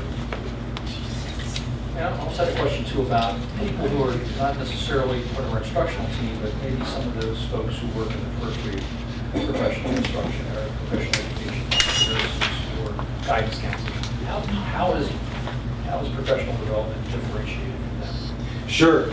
So with all of with that Flex PD catalog that I talked about that has the 140 offerings, this summer we really made sure that those groups told us, what would be useful. And so like the nurses identified 2 different things over the summer that were specific for school nurses. One of them was at Penn State Hershey. I think another one was local, maybe through Reading Hospital, and they said these 2 things would be amazing. And they cost money, but knowing that it's hard to find quality PD for nurses, I was able to set that aside and say, yeah, this is really valuable. And so, we did that. School counselors, same kind of thing. There was an online training during the year on some mental health pieces that, Andrea Fries brought to my attention and said, hey, Patrick, this would be really, really helpful to school counselors. Can we do it? The nice thing about Flex is that the way those days are structured, like, we don't really require folks to do it. Like Flex is about them kind of weighing in and figuring out what makes sense for them as professionals. But I lean on those individuals or those that fall under pupil services. I'll lean on Dr. Miller to say, what do you think about this? Does this make sense? Is this quality? And then we take it from there. But really, any of those groups, I think you'd be hard pressed in that catalog to find any group that was neglected. We really tried to make sure that we hit every single group that was out there. And we also send them out if we can't provide the sessions. Talk a little bit about how most of our teachers are actually teaching those sessions. Yeah, I mean, that's been amazing as well, that a lot of the offerings that are happening over the summer that are here, many of them are taught by our own folks. Dan Wilczek, I think, is in the audience tonight. Dan facilitates a bunch as a tech coach, as does Missy Dow. There are several teachers in the tech cohort with them that are doing technology-based PD this summer. Folks that are facilitating, certain curriculum work. Yeah, I mean, our teachers have really jumped on board. And that January conference style day, I bet 95, 98% of the sessions that day are done by our own teachers. And, that was something, when I came in, I kind of recognized that we were spending a lot of money on contracted services in terms of professional development. I do believe there are sometimes instances where it's just an amazing PD individual that you can bring in and it'll make a difference. But I'm all about building internal capacity, and we've got a ton of talented people here. And once I started realizing that our folks could get a lot of the PD that they needed from our internal folks, even if we have to pay a small amount of money for their prep time to do it, I'd much rather do that than have to shell out $2,500 to a consultant who's going to charge you, travel fee and everything else, especially when I know we have qualified people here that can do it. Final question, I promise. We have a lot of folks who serve as paraprofessionals in the schools, and we put a lot of them into instructional roles and responsibilities. I'm just wondering if they ever have similar opportunities for professional development. So when would you do that? I know there are a set number of hours per year, correct, Dr. Miller, that paraprofessionals have to? They're required to have 20 hours. They're actually required to have more than any other profession. They're required to have 20 hours per year. Special education paraprofessionals, 20 hours per year per IDEA in order to remain employed here. Yeah, I'm familiar with the special ed requirements. What about the other paraprofessionals that are not special education? Certified for credential? Yeah, I mean, we try to use some of the time in the August days when we first come back, when everybody's here. For example, January the 10th, June 10th, confusing my J months there, with the Act 80 day that's on for approval later this evening, That'll be a day when we can have everybody here and we have some differentiated programming that we're lining up that day to try to meet the needs of those folks. It's a little bit more challenging, but again, we do a lot of workshops for those individuals. You'll notice in the conference requests that are often on the board agendas throughout the year, we have a lot of paraprofessionals that attend different workshops throughout the year. Now, yes, a high percentage of those are special education folks meeting that requirement, but if there are others that certainly have that need, likewise, if we were doing something where a certain teacher said, you know what, Patrick, I think it'd be really beneficial if we could invite these individuals as well, then we'll invite them. We've even invited our substitute teachers to come in and participate, like they came in January of this year to help fulfill some of their Act 48 requirements to keep their certificates up to date as well. So we try to be flexible. Thank you. You're welcome. Thank you. Any other questions for Dr. Winters? Nice job, sir. Thank you. Thank you. Very much. Okay, we're going to move on in the agenda, and the next item are minutes, and these are board voting minutes for May. It's recommended that the board of school directors approve minutes from the March board meetings of April 19th and April 16th. Second. Any discussion? All in favor, say aye. Aye. Opposed? Motion carries. 17. Treasurer's report. It's recommended that the board of directors approve the treasurer's report for April of 2019 and payment request for 4/17/19 through 5/20/19. So, could I just ask a quick question? And I was going through the 5-year budget projection, and I think that the total collected from last year is lower than what we're currently anticipating for real estate tax on the top level. I'm just wondering if you expect that to close out to, I guess, the level that was collected last year, or if you think that we're going to be shorter for some reason. I didn't give you any warning, so I apologize. That's okay. And you're referring to delayed taxes? No, I was referring to the top line for Oh, real the estate. top line. Yeah. And you're, okay. And you're looking at 220? We could come back to it if that would be helpful, because then I can find the slide that I was looking off of. Because I don't have a problem approving it. It was just a question about whether or not we were going to end up at the end of the year. So I can bring it to you, and then we can come back to it. So we're not delaying it.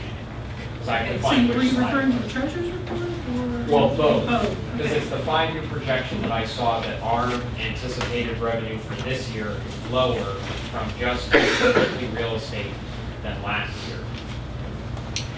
And I was wondering, related to the treasurer's report, if we're going to finish out the year ahead of where we were last year. Does that make Well, sense? you recall that we had a settlement on the commons and the reduction of assessed value. And next year, well, part of this year we had an interim for Storage World, which is only just an interim. Okay. So. For last the year o- or for this?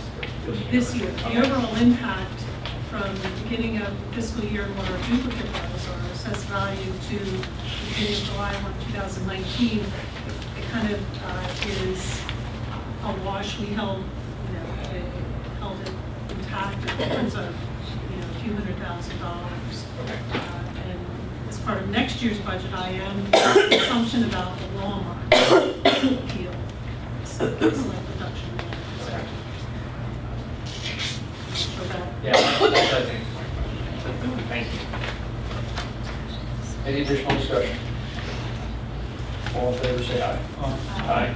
Opposed? Motion carries. For policies, we have consent agenda. We are recommending policies numbered 1 through 9 for second reading, policies 10 through 16, or numbered 10 through 16 for first reading, and a policy deletion, which is number 17. So I move that the Board of School Directors approve the following policy recommendations. Second. Any discussion? All in favor, say aye. Aye. Opposed? Motion carries. Business functions, Mr. Keller. Thank you, Dr. Attenberger. Under consent agenda, it's recommended the Board of School Directors approve the following business functions items. 1, district participation in Berks County Joint Purchasing Board for the following bids: fuel, classroom and office supplies, copy paper, custodial and janitorial supplies, digital media equipment and technology supplies, cheese and other food products, canned and dried food products, food service paper products. 2, award a contract to Advanced Disposal for trash and recycling removal services through the Berks County Joint Purchasing bid. Contract is from July 1, 2019 through June 30, 2021. Pricing is 10% less than the prior contract, or savings of $3,000. Number 3, proposed final budget for the food service department for 2019-20 school year. 4, proposed final budget for capital projects fund for 2019-20 school year. 5, proposed final general fund budget for the 2019-20 school year. 6, appoint Elena Panzer as treasurer for the Exeter Township School District for a period of 1 year, effective July 1, 2019. Appoint Sweet Stevens Katz, appoint Sweet Stevens Katz Williams as solicitor for the school district at a rate of $160 an hour for routine matters, $195 an hour for non-routine matters for the 2019-20 school year. And number 8, budget transfers in the amount of $94,913. Real quick, could I just ask that you amend your motion or change your motion to exclude number 5 so we can vote on that separately? That's, yes. Like has to be the number 1, the number 3 item for the food service budget separately, please. Along with number 4. Why don't we just separate out 3, 4, 5? Jim, I'm not sure if I caught that. 3, 4, and 5. Yes, of course. So from what I'm understanding, we'll be voting in consent agenda format on items 1, 2, 6, 7, and 8. Correct? So we have a motion, second, and we have a second. Any discussion? I have a question for Rob, just related to recycling. Just something that I heard in the community I wanted to check on is that we do have recycling bins, but we're actually not doing recycling. I don't know if that's true or not, but you've heard some of the things occurring over in China rejecting recycling material, and I'm just wondering if we are indeed. We do recycle. We do single stream recycling, which is everything gets put into one dumpster: cardboard, paper, glass, plastic. The instances where things aren't recycled is when that stuff gets mixed with regular trash. So if there's a recycling can in a cafeteria for plastics and recyclables and foodstuffs thrown in there, that instantly gets turned into garbage and that gets thrown away. Thank you. Any further discussion? All in favor, say aye. Aye. Any opposed? Motion carries. Yes, it's recommended the Board of School Directors approve number 3, the proposed final budget for the food service department for 2019-20 school year. Second. Any discussion? All in favor, say aye. Aye. Opposed? No. 1 no. Motion carries. It's recommended the Board of School Directors approve number 4, the proposed final budget for the capital projects fund for the 2019-20 school year. Second. Any discussion? I just want to ask a question about that. I know that we've gone through a long and exhaustive process related to capital, and I thought the company who did the work did really good work, but I'll go back to last month when we had a capital project on the books to replace all the windows at Wrightston. But some members of our audience came up with a $1.80 solution to fix the windows that weren't broken. Or, I'm sorry, the windows that weren't working properly. So You know, I'm just wondering if we ought not to sort of go back and look at some elements of the capital budget and just kind of make that determination as to whether or not the items on the budget that, you know, we have agreed to as a board, we might want to relook at again. You know, I've used the analogy of when I get a flat tire in my car. I don't buy, or my scooter, car's better for it. But I get a flat tire in my car, I don't buy 4 new tires, I just buy 1 tire to get me from point A to point B. And I just got to throw it out to the board. I mean, I don't know if there's some value in us just kind of re-looking at some of this stuff. Because I think Mr. Staub pointed it out earlier, which is, and we've talked about this as a board as well, is that the cavalry is not coming with the cavalry. And we may not have all the tools, you know, that we need to fix the problem, but perhaps we can, you know, come up with some short-term solutions until we sort of get our arms around both expense and revenue management discussion. So I just asked the board if they would consider just doing a review on some of those capital project priorities. Like you, I mean, you're not suggesting that we not approve this proposal, but that we, between now and the time that the final budget is established, that we have some further discussions. I'm saying that we consider not approving it tonight, or that we, well, again, I think, again, I'll just say, I think that if there are, we might want to just look at things from a slightly different perspective in terms of, like, do we need the whole cake, or do we just need a piece of the cake? Do we need this whole thing, or do we need part of it? And again, like, for instance, I know we had a discussion on the roof at Facilities Committee not too long ago where, you know, you look at the patchwork on that roof. I mean, the roof's not something you can fix, you know, here and there. And the patch wasn't fixed. I think it was more the warranties associated with that. But what I'm saying is, do we just step back and play a delay game here and just, I mean, my concern is if we approve this tonight, then those projects are funded. I mean, they're preliminarily funded before we approve it in June. But I'm just wondering if we can step back and just look at those priority projects for next year and just, like we did with Royston, say, do we need to spend $380,000 or can we spend $10,000 and see how it goes? I mean, there are mission critical projects on here, I get that. So I guess what I'm saying is just, should we just take sort of a slightly different look? Yeah, I guess what I'm looking at is, I know that we have certain things we know we have to do right now. For example, we have a number of HVAC problems.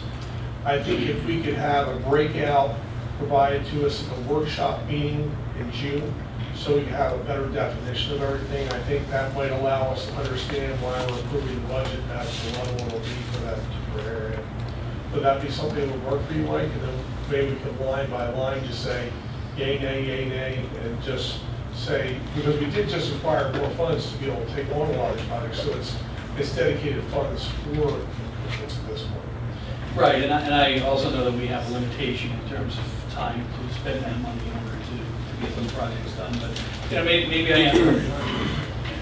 Well, what is being proposed for in the capital budget for next year is at the junior high, the chiller system, HVAC, at the junior high. At Rifton, we are no longer doing the windows. It's only going to be on the sheet, the gutter work. So this was removed, and all that remains is the gutter work. At the senior high, what we have is, and the numbers, this was a preliminary number of soft costs, but what is on the capital budget itself,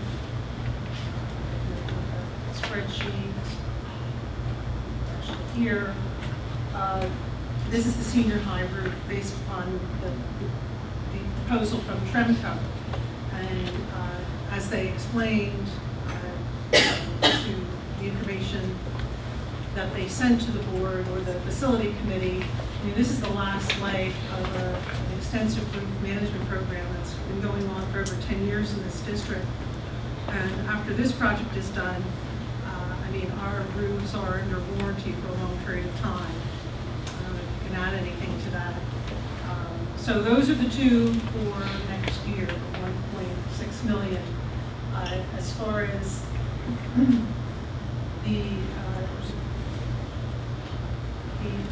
going back to the summary here,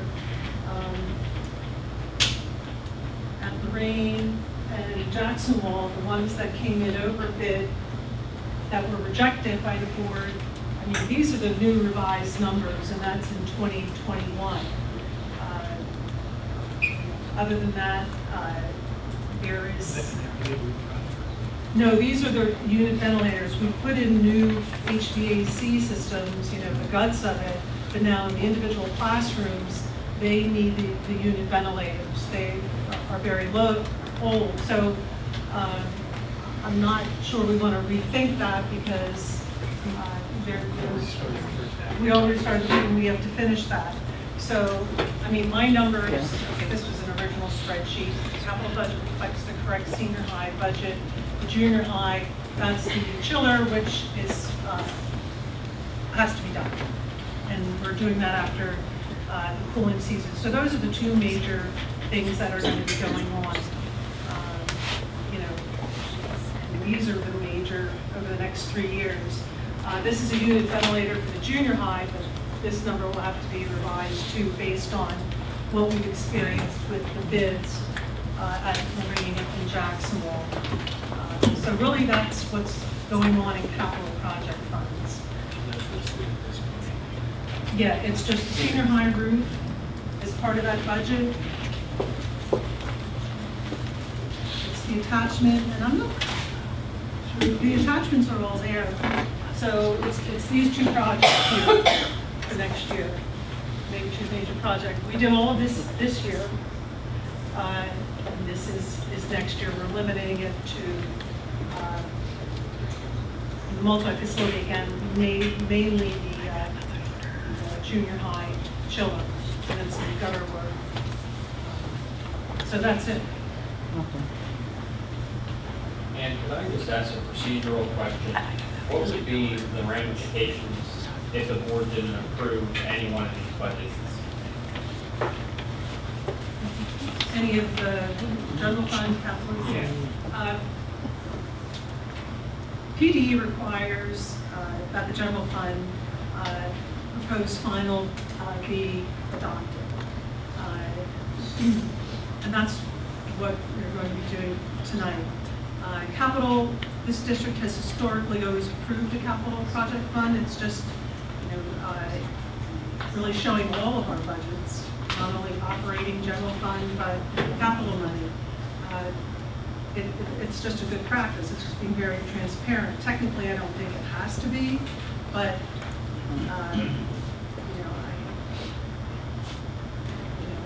it's a good practice, which we've always done. The same with food service. It's, you know, having this information out there to the public, saying these are our funds, general fund, capital project funds, food service. Those are our major funds. This is what the budget looks like. It'll still be under review for the next month until the final is adopted. So the general fund, you know, if you delay it, we're just going to have to, you know, delay the final budget even further into June. It has to be, you have to adopt the proposed fund. So the proposed final needs to be advertised for a period of time, and that's why It needs to be on display for about a month. So what happens if we don't? I mean, what happens if we don't? When we're not in compliance with PDE's requirements and NACFORM's requirements for adopting the proposed final budget. So will the state sue us? You know, I'm not sure what they would do. It's really, Would they sue us? I think our community would be more upset if we didn't have a budget that was out there for them to look at. I think that's where we might have an issue. That would be interesting, wouldn't it? Well, I think the community is pretty upset in some houses about the fact the budget's where it's at, and we're pulling down our funds by $4.5 million to balance the budget instead of looking for $4 million in cuts to make the number work. I mean, as Mr. Stopp pointed out, you can't tax yourself to death. At the same time, you're never going to meet up with where you need to be, so maybe we need to look at hardline cuts now before you're basically buried. That's why I was trying to mention like 2 months ago. We need to get tough instead of just kind of saying we're too far down the line. I think that there's some value in expressing our concerns that we express at all of these meetings and sit here and we talk about we don't believe that we're getting the help from the state. Not even the help that the state is meeting its minimum obligations. So maybe we have to, see what happens. Mike, I'm with you. I mean, I love the idea of pushing things. I mean, you know my basic personality is to push things. And if anything can be gained, let's see what happens. Well, I really think you need the solicitor's opinion on this. I don't agree with it. If you had this idea before tonight, I wish somebody would have shared that so that I could have got an opinion. We will continue to work on this budget through June. Yes, there's a $4.5 million deficit before any tax increase. I've explained that $1 million of that is one-time things for resources that are way overdue in this district. Science, social studies, textbooks. We have the fund balance, so we're going to use those fund balance for that. We have $2.5 million in increases for contractual increases for our bargaining units and benefit increases. This Wednesday, we'll hear about the final health care premium increase, which will be down from 8.5%. So some of these numbers will go down. Is it going to go down by $1 million? No, I don't think so. If you want hardline cuts, what I presented in the 5-year projection was staffing needs to be looked at as our enrollment continues to go down. And we will make reductions. If you wanted across-the-board cuts, that's just not been the tone of this district for the past several years. And if you wanted that tone, I would have provided that. I'm looking at it from the position that this district has tried to keep as much in program as possible, remunerate its staff fairly, and continue to do what we need to keep our buildings safe and secure. If you just want, hey, as the gentleman said, cut extracurricular, there's $1.6 million, but you're not going to do that because of how much it means to the community and to these students. So we will continue to look at ways to cut. And I did show over the next few years, $1.6 million in staffing, at least that can be cut. So please,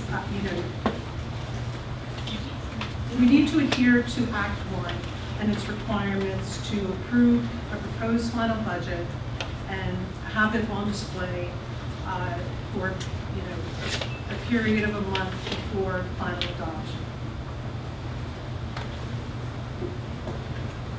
Yeah, I guess I would have to agree with Ann in her sentiment that we do have some responsibilities under Act 1 that we need to fulfill.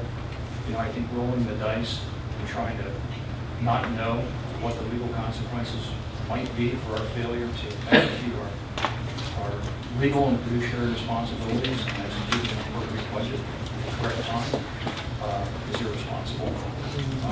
So I would not be supportive of that. I would encourage the rest of the board to seriously think of that before we can venture into an area where we have absolutely no idea what we're stepping into. Dr. Hamburger, I'd like to call a question on special education, the capital reserve budget, and then hopefully we can move to the general fund and if there's more people I want. mean, our comments right now should really be on the capital projects fund budget right now, so we may be speaking a little more expansively right now, but if we could resolve this particular vote, I think we have a motion and a second. We're doing discussion now on the capital funds, projects fund. I call it project. Well, I just want to say one more thing. I mean, what I'm troubled with here is that I have the state who's not doing and meeting their obligation, and they're going to hold me accountable for something. When do they get held accountable? Like that's When do they get held accountable? I understand what you're saying. I understand your anger, and that's the way it has always been. Will continue to be. You always do what you always done. You always get what you always got, which is nothing. But when you don't know what you're stepping into, you could very easily get something you never anticipated. What would happen if we would do that default in our bond rating would plummet? Or our rating, our financial rating would go down? Well, we know that the state wouldn't come to our rescue. That, no, darn sure we know that. But I fully agree with the fact the state is not holding up its responsibility to assist districts in providing educational services for school districts, and that the burden has fallen disproportionately, and I think unfairly on our local taxpayers. I totally agree with that. My biggest concern is that without proper legal counsel, stepping into taking an action like that, we had considered that, previous to this evening. I think that would have been something that at least have a conversation about. I'm still voting no. I think I just would like to say, I appreciate Ann's passion with this district budget. We've tried to keep program in place. What I will say is, I think we should meet requirement, and then as an administrative team, we will work on giving you cuts all the way down to that point. It's not going to be pretty, but as long as the board is looking for that and we'll support it, we will provide it for you. Well, I did say like last month or something, that we have a percentage.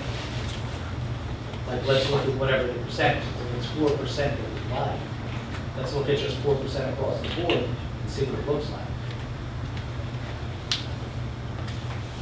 $4 million is a little bit deeper than 4%. Well, I was just throwing a number. No, I understand, but we will give you, like we did with the tiers, we will give you cuts that you can make to get to the amount of money that the board is looking to get to. What do you mean when you're saying cuts across the board? Like cutting everywhere? What I mean What does that even is, mean? you call your department heads, and if the number is 4%, you tell them, we need 4%, therefore I want you to cut 5% from your budget, bring them back to me, and let me assess them, the administration being me,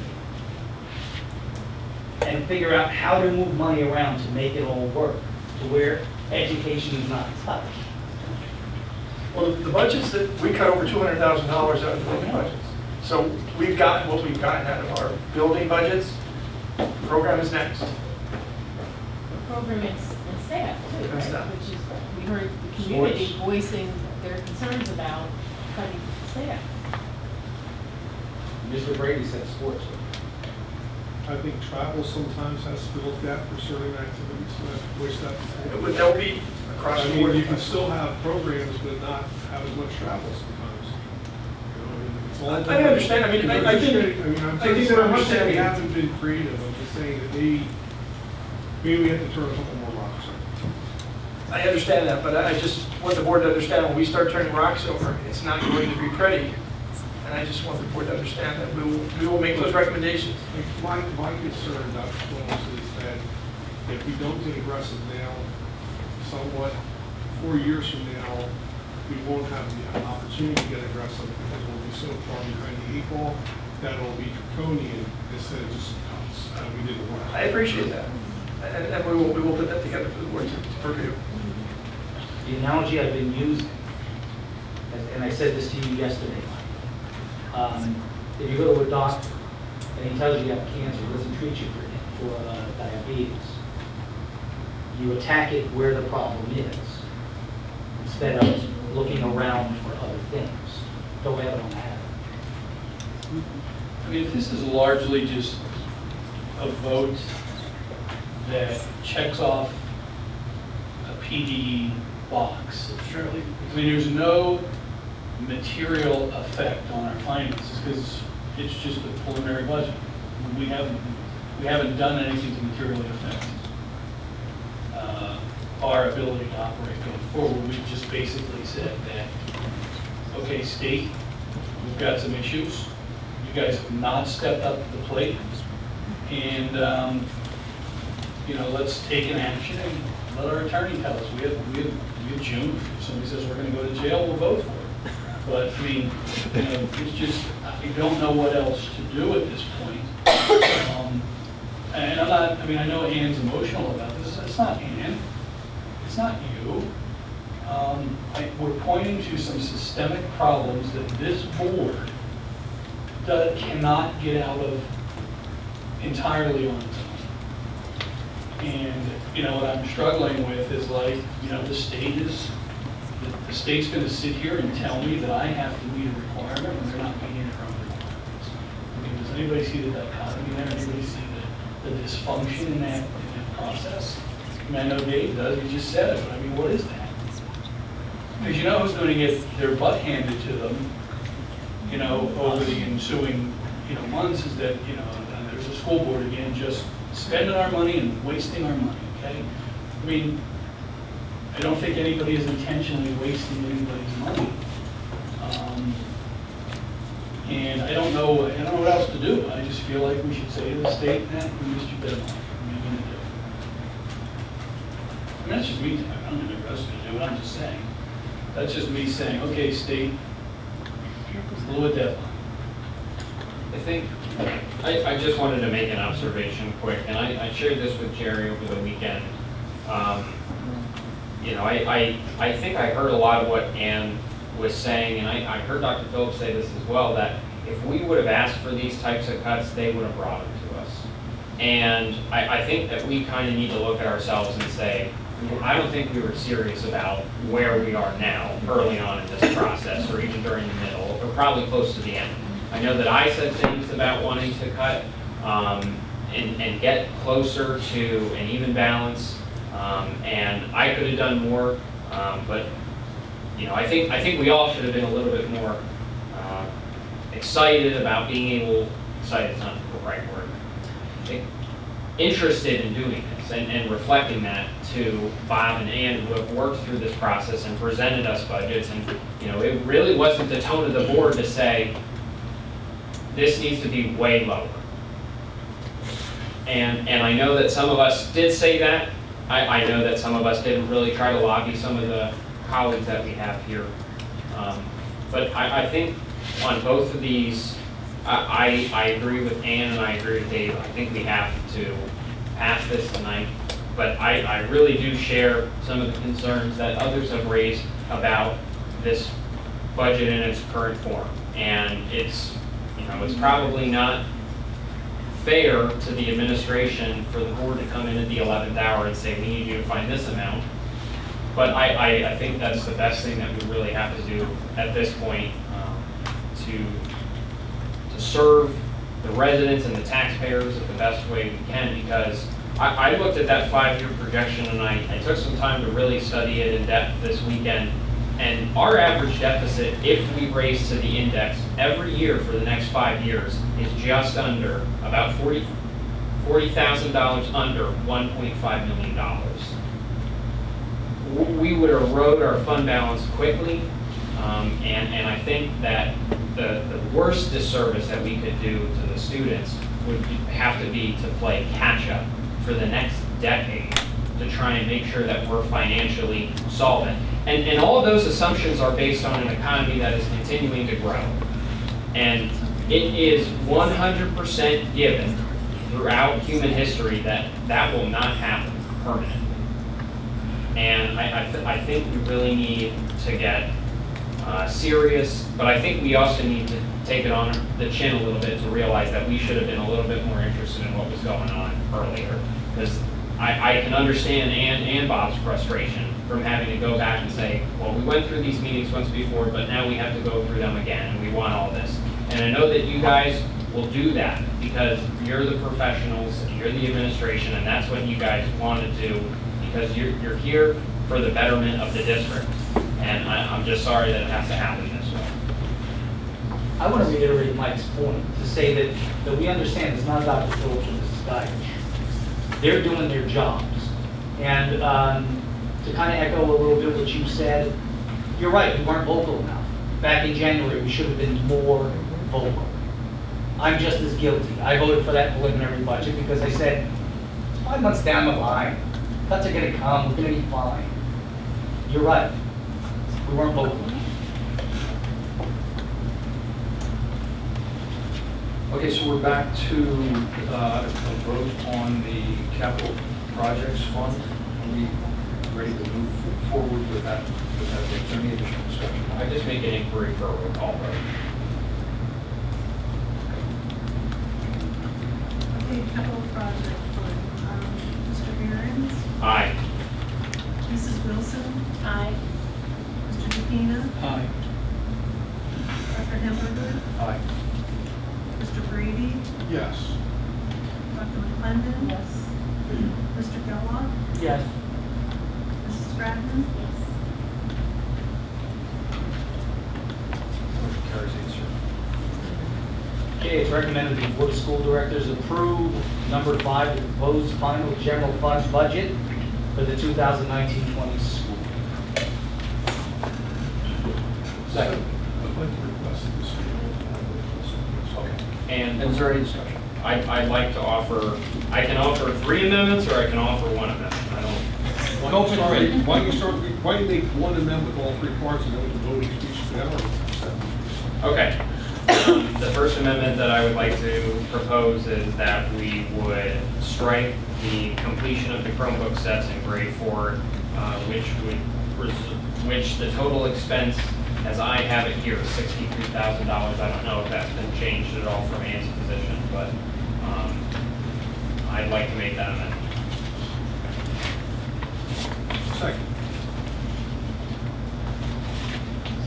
Can I just say something about the Chromebooks? I did speak with the 4th grade teachers, and right now they are working with sets of 15 Chromebooks per classroom. And that just really is not a good number. We have funded a great deal of Chromebooks already. This is a small addition to finish them out. And as a teacher, to have 15 Chromebooks is really, you know, you might need 5 to give some extra kids something, or a full class to give everybody something, but 15 is just a number that then we're wasting, you know, some in there. So, I don't know, I just want to say that. Excuse me. I'd like to ask Dr. I'd like to ask Joe Way a question, since I know he happens to be in the back of the room. And he would be the authority to ask the question. Right now, how many Chromebooks do we have available for 4th graders that we would need to bring up to a full set for every student versus having a full set in every classroom? What are we short right now? 15, we would need 125 basically to get all of our 4th grades up to the appropriate number to handle the kids in the classroom. Thank you. And I think Ann was looking for, there is a revised number.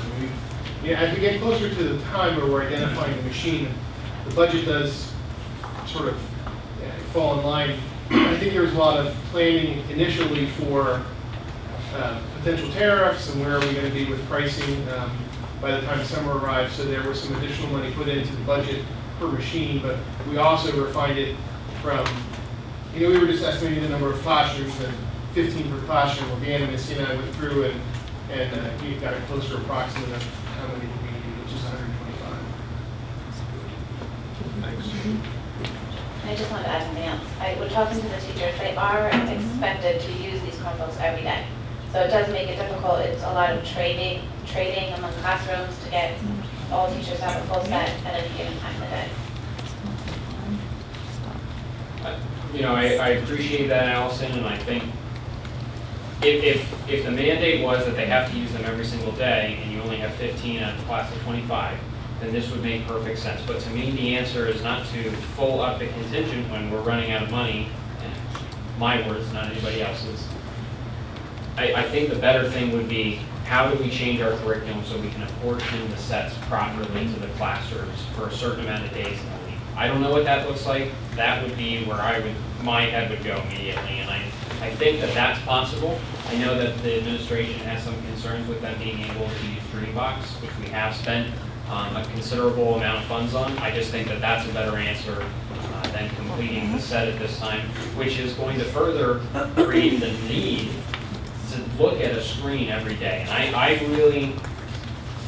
bet I sound a little bit kooky, but I really think that something about this is changing everything. And I think that having an exposure to it every day in 4th grade is probably not. I honestly, I wouldn't have a problem if we said we weren't going to be exposed to this every day up until 12th grade and in college.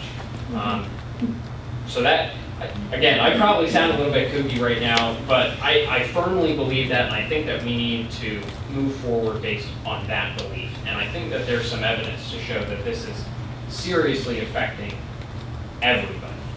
And I think we should take that seriously. I don't disagree with you at all. I just want to say that 15 is a very awkward number. So, if we had to give back, get money back for Chromebooks so that we realign the curriculum some way, that's,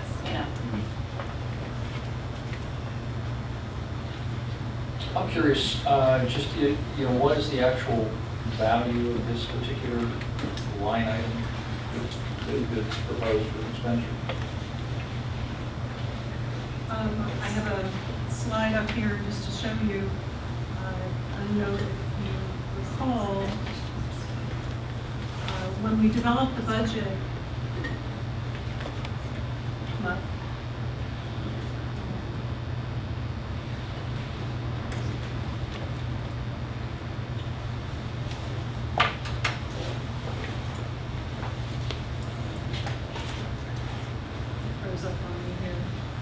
when we develop, I'll speak up the numbers here.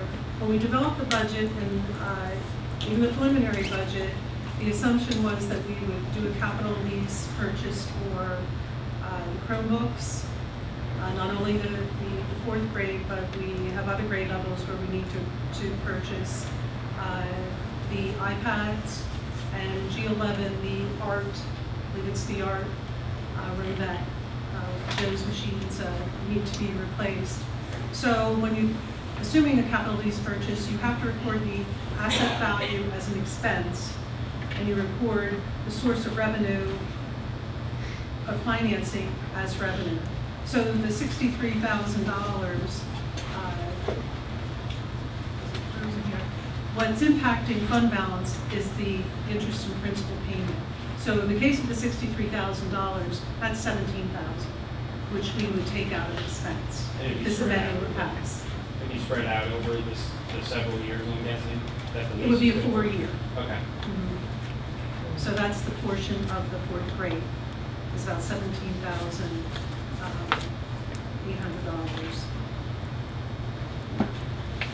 $17,000. And I'm just wondering, are there any other kind of... $17,300.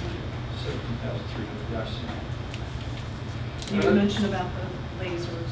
What are some of the other kind of curricular impacts of this? I mean, I know we've been kind of, our programming and our curriculum is moving in this direction.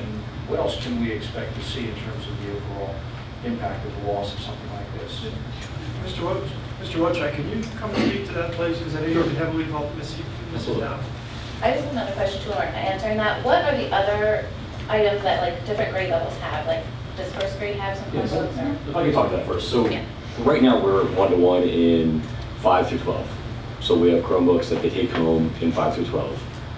Last year we replaced some of the iPads. We just talked about how we ended up with 15.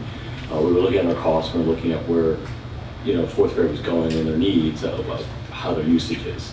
So we looked at iPads. We could get 10 iPads or 15 Chromebooks. So we felt that 15 Chromebook model, we wanted to try that based on it was the same cost. So Chromebooks are cheaper than an iPad. I knew that it wasn't going to be a full set. I wanted to see based on, I don't want to spend money until I justify the impact for it. So I wanted to make sure that if we have 15 and we can do 15 in that and kind of do a flex model where they maybe share between classes and that kind of thing. If we could do that at a cheaper cost, then let's do that instead of buying full sets. So that's kind of what, there's that model that we have this year. And I do think teachers came back to us and said, we struggled with this a little bit because it is very hard to get in there and try to do full lessons, and we've done our best to try and share between classes and use them in that model. And the way we use them, we really use them for a lot of things. Our math program is largely online. Our curriculum is, the textbook and all the resources. Your Dreambox is online. We do a lot of collaboration. Our research class, where the kids go to that research class and do those things with the librarian, they then come back and implement that in the classroom. The kids are really hands-on with them in developing these projects that they implement each day. We're developing those 4 C's, those creativity, that communication, that collaboration, that critical thinking. We're using these tools for that. And really, it's a ubiquitous place in the world. I mean, I have a daughter that's 10. She's in 5th grade, and I agree with her. I mean, at times I'm like, you know what? That needs to go away. You need to get a piece of paper and read a physical book. But there is that balance, and it's the world we live in. My daughter is very successful digitally, communicates with people around the world with pen pals, and has those experiences because we have these devices. And that's really what, as an integrator, my job is to, bring to the board what the best educational program that I can for these kids, and I have to, bring that to them. It's up to your decision if you want to, fund that, but that's my hope, is that we try to, continue to move Exeter. So last week, we have a community grouping of all the IT directors. We asked where the other schools are, because I was curious, are we progressive? Am I really pushing the limit here and saying this is, we're being ahead? We're one of 4 districts next year that aren't doing this in 4th grade.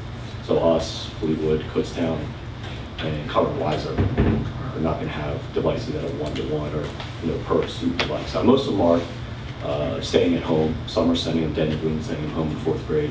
I feel like at that age they shouldn't be going home. So that's kind of every other district in the county. Of the 17 districts are sending them home. So 4 of 17 are not, including us. I don't have a 1-to-1 ratio or device per student at that age. Is there a way we can reduce number of hard copy textbooks by? I mean, the books is ready, like, if you spend here, I'm gonna save here, so you kind of get this balance, or. I mean, we're doing. Like you're doing with the. We already are. I mean, And that's what we do as we purchase our textbooks, we buy digital licenses and not buying as many. Which is what we're doing going up. Yeah, so we can do it certainly going down. Yes. Yeah, as long as we're doing that now. Becomes this. Sure, but the problem is, if we only have 15, the teachers can't avail themselves of that. The other thing is, I know there's been some concern about the kids being on the computers all the time. You guys do work with teachers. Can you talk about how much it's used and when it's used and what breaks are used? Well, and again, I have a daughter who's a senior, and I have twins who are in 8th grade, and I hear and I appreciate the amount of time they spend online, but I think we want to consider the disposable time and what they're doing online on their own with gaming and social media and all of that versus engaging in educational activities. And the research shows that they are 2 very different uses of technology. And the technology we're working with teachers on and students is that educational focus, and what resources can we bring to them that we couldn't without the Chromebooks. Dreambox, we talk a lot about Dreambox, but it goes beyond that, and it goes into using resources in the classroom and getting kids to critically think, and Dan touched on this, and using technology and looking at instructional methods that technology brings to them in the 21st century. We're tech people, but we're teachers at heart, and we believe that having these devices in kids' hands is a game changer when we use that professional development with teachers and we start to delve into the resources and not just look. These kids are digital natives, and we think they know everything about technology just because they grew up with it, but they don't know how to use it properly. And we're trying to get them at a young age to really think of it as a tool for their learning so that they're prepared when they go into those higher grades. And that's the focus that Dan and I spend with teachers and in that professional development, so they can in turn do that with students and not just use them as a substitute. We use them as to enhance their learning. And with our digital citizenship programs. Yes, in Rifton, that has been a huge effort for us, and it has been fantastic there. We are, with that 1-to-1 there, we are focusing on digital citizenship. We're using Common Sense Media, our guidance counselors, our librarians, our teachers are looking at how to make students responsible users and critical thinkers with their technology. And our elementary schools are doing that. In that research class, they weave some of that in, but our goal with this 1-to-1 is to also, the younger we can get these students to start thinking about that and to start thinking about how they're using technology and to critically use it, the better off we are. We can ingrain those habits in them at a very young age. And I would even add, to that like there's a tremendous amount of buzz and excitement around teachers in terms of what they're seeing they can do instructionally when they have access to devices for kids in the classroom.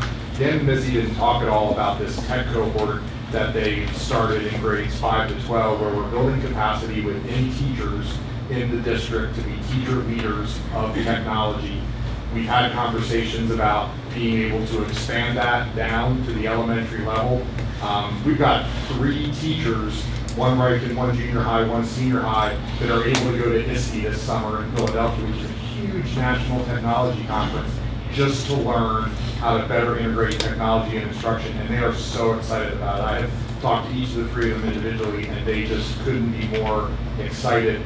I've been in classrooms, not as much as these 2 have been, but I'm telling you, the work that our teachers are doing with technology is pretty impressive, and they're not just substituting it. They're using it the right way because our professional development is being structured in a way to ensure that they have the skills to do it the right way. One of the things that we talked about is if we're able to have the Chromebooks in 4th grade next year, that June 10th Activity Day, Dan and Missy are going to have 4th grade all day that day, with the express purpose of, okay, you have Chromebooks, we want to make sure that you're using them the right way, and that it's not just an instructional babysitter where we put a kid on it for X number of minutes and walk away, that there's a right way to do it.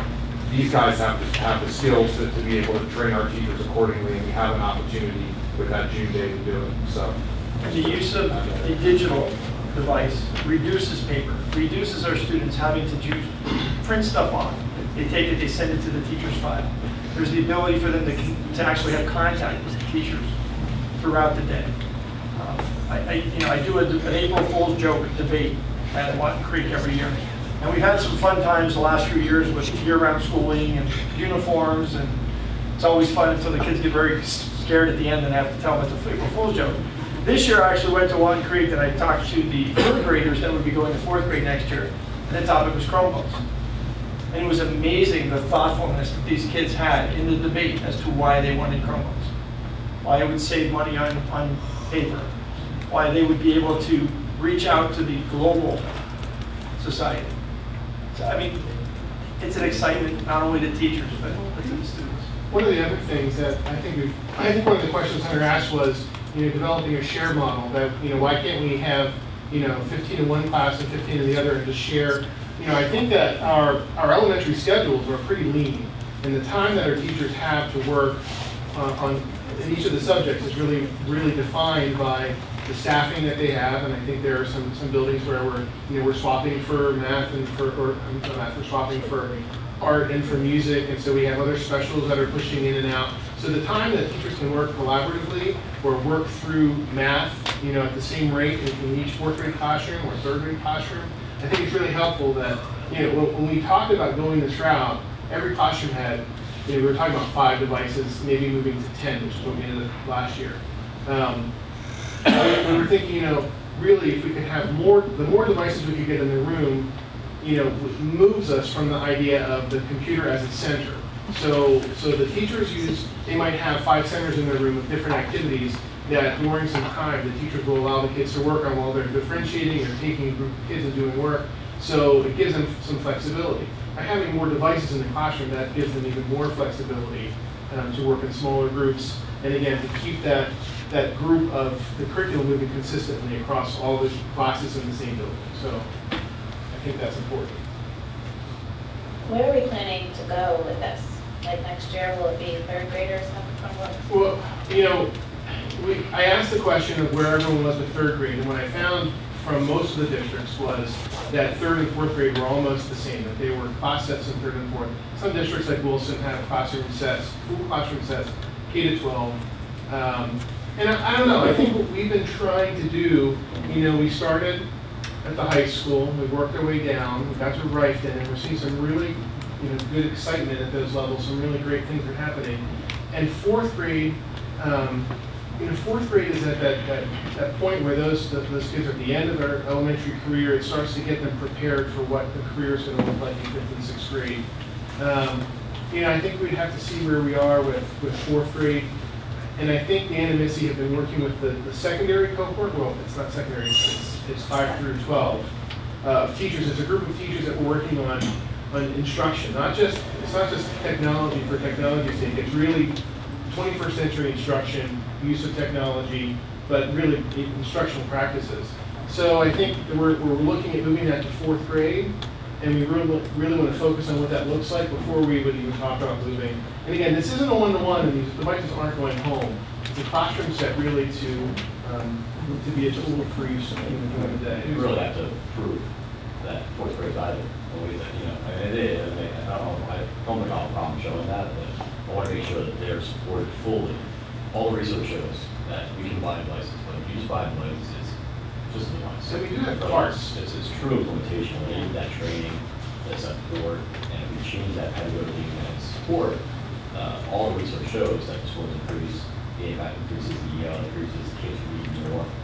So, we really need to support that, make sure that that's happening effectively, and then look at further, I don't want to go. You're at this point based on the success in 5th grade. Right. I mean, that's where we hit, and we've slowed down early on. We did 9 the first year, we did 10, 11, 12 the following year, we had 7, 8 the following year, we did 2 years, and then we did 5, 6 the following year.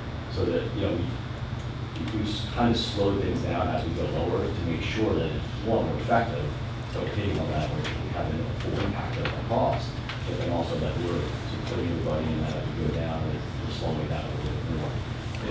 If we do this, we're not looking at 34, just solely just to fill out that 40, to 155, 125. And we have classroom sets of iPads K to 3. There's 10 of those devices. Some classrooms have more from grants and so forth, but 10 is the magic number. Each grade level has a dedicated 30-unit cart which is stuff that we have a lot of aged equipment. I mean, our labs are 11 years old. We're managed, when they were first purchased, they were run as Macs. Then we ran them as Windows for a couple of years, and now they've been Chromed, and they're working very well in our labs.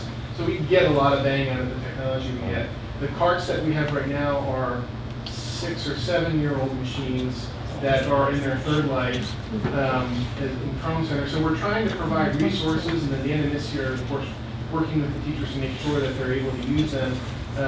Some of that stuff's starting to get to a point, especially the labs, where we have to start asking, and a physical lab is a very expensive requirement. So if you need to replace a lab, the machines are substantially more than buying Chromebooks. So we've been sort of figuring out that as we're filling out classroom sets, it starts to eliminate the need for dedicated lab. Look at Rifton, our labs have become collaboration centers. So there's no tables with computers. There's comfy chairs. Kids come in, they work on projects, they do green screen stuff. It's really those 4 seats that Dan was talking about earlier. And if I'm correct, those labs are on the verge of needing to be replaced. Those are very old machines, and the cost of replacing those machines, we put a machine in every 5th and 6th grader's hands for that cost of replacing that computer lab. And we are getting close to, like you said, 8 years with our elementary labs. And the Chrome machine is cheap as you can get, but there's a lot. It was interesting. I was surprised the amount of money. There's a lot of schools doing Windows or Macs, 3 times the cost. So I was adamant about the Chromebooks. It was early on. I was pretty adamant because of the cost. I felt like that $200 per machine is probably paid for that. Those are 4-year lifespan. That's a pretty good return. And we've moved from early on our adoption was a 3-year adoption model, and through our support of what we have, we've moved that to a 4-year model. So a student gets a Chromebook in 7th grade, they keep it. In 5th grade, they keep it through 8th grade. In 9th grade, they get a new machine that follows them in their high school career. So that 4-year model is about all we can. That's all they'll lease for those devices because they are a low-end device. They really don't consider them like a Windows machine that have a long-term life.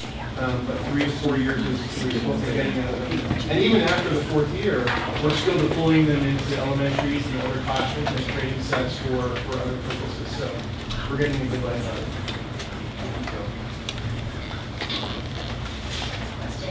How much time do you think that the 4th graders are currently spending on the Chromebooks, and how do you see that number changing with getting additional Chromebooks? And then also, if this is approved, you said that you have the digital citizenship, right? And will that then also be offered to these young 4th graders? Absolutely. It already is. Students have already done it at that library research class. I'm actually meeting with guidance counselors. We're actually- We've got curriculum work scheduled for this summer already, Michelle, where we're going to bring school counselors and librarians together in K-4 to look at digital citizenship and make sure it's up to date where it needs to be. So, yeah. That's the way we handle it right now. Yeah, that's a priority for sure. The usage is, I think, and just to answer your usage question, it's variable because of that 15-unit thing, because they are doing these groupings where what we found is a lot of teachers, originally I wanted them to like share between two classes so that you have like a full set to do a kind of like project. What I found is they were kind of afraid to share because they were used to them. So it's almost like a centers approach where there's 15 machines are being used as kind of like a center where the kids kind of rotate through it, reading guidance, reading time, that kind of stuff. So it's variable in each class, but I do think the usage would, more than the usage, I'm not worried always about time or more about impact and ubiquitousness and uniformity that the kids can do with these projects. So now it's thinking, if we want to do a single project, it takes a couple days, instead of saying, hey, this is the time we're going to do it, get it done and move on. So things get drawn out, so they're just not, the impact isn't as And I think it's hard to put a number on it because it varies every day. And Dan and I talk with teachers all the time. We're the instructional technology specialists. I don't want teachers using technology all day, every day. Yeah. I want them using it where it's appropriate, and when it's going to improve learning. And if doing something, I still want kids drawing. I want them using crayons and pencils and all of those things. It is another tool in their arsenal when it improves learning. So every PD that Dan and I do, we heavily emphasize that. And so I think one day I might use it for 2 hours. Another day I might use it for a half an hour. It all depends on my lesson planning and where that technology is going to fit in with what my lesson is for that day. I think right now during lockdown usage, like that's daily usage. And then they're doing these little mini projects. They struggle with those mini projects because they're only 15 and they're trying to figure out how to do that so the kids get that time on it. But that's the big struggle with it.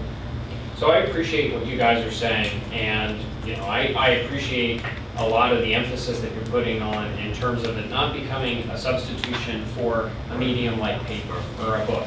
But at the end of the day, I think what we're really looking for is to develop the critical thinking skills, the communication skills, the presentation skills, the public speaking skills, so on and so forth. That doesn't need to be done with a computer. And in terms of deciding when something is valuable and it's going to develop critical thinking skills, well, we might as well start getting QuickBooks for every computer that every student in the high school has. Because if you don't know how to use QuickBooks in the business world right now, you're going to struggle. So we might as well get GIS while we're at it. Because if you are in logistics or if you're in any type of geographic information systems, if you're in local government, GIS is going to be the thing of the future.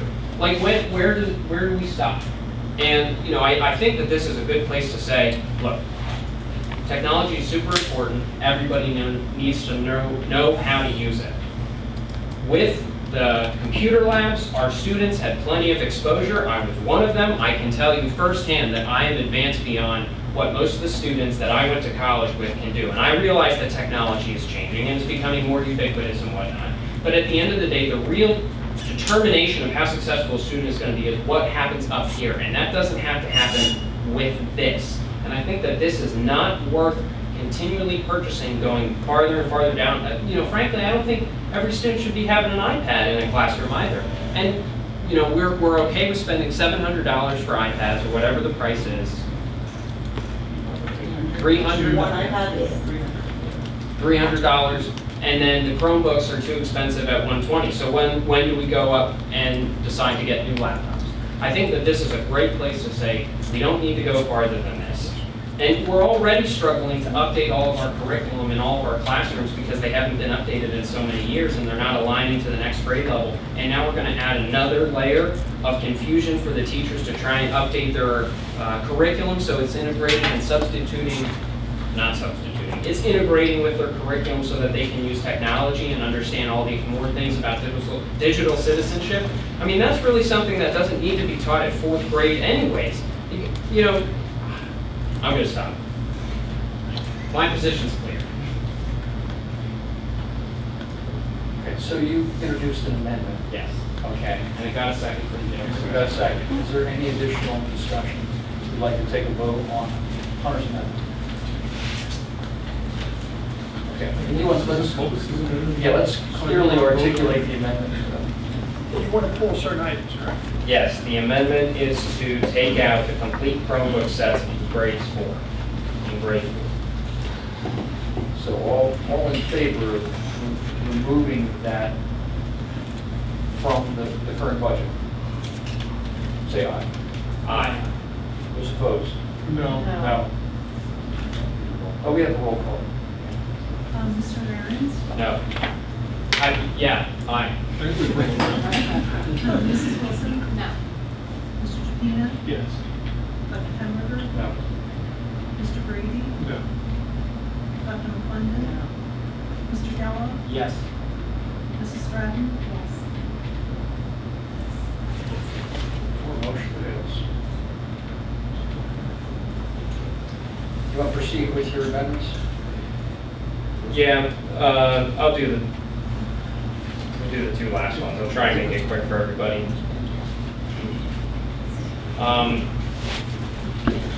The other amendment is for us striking the senior high, which I think is the junior high STEM full spectrum laser at a cost of $9,645 from the budget. I think that there was some discussion that Patrick had about potentially we be in a cost sharing group through BCIU to be able to rent that out. We have an update on that. It's not included. It's not part of Okay, that. so I would add that one, and also that we would not replace the IWB projector replacements for 30 classrooms at a cost of $114,000 that I have. Much the same as what I was talking about in terms of trying to, Just a second. Well, are we taking one amendment at a time? I would just do it. Save your time. I don't think it's going to change the outcome. Okay. So we have a second? No. All right, I don't know what he's asking you to do. You want a second? Budget with projector replacements and the laser, STEM laser for the junior high.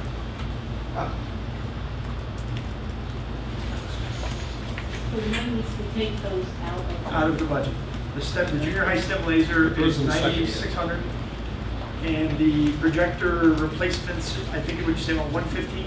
114,000, I didn't have that one. 115. And what's the latest? I'll second it. Second. Now, what's the latest expectancy of a projector, and how long will it last one? Mr. White? 9 years. 9 years. Currently, I'm looking at costs about 12 to 13,000. Here we go.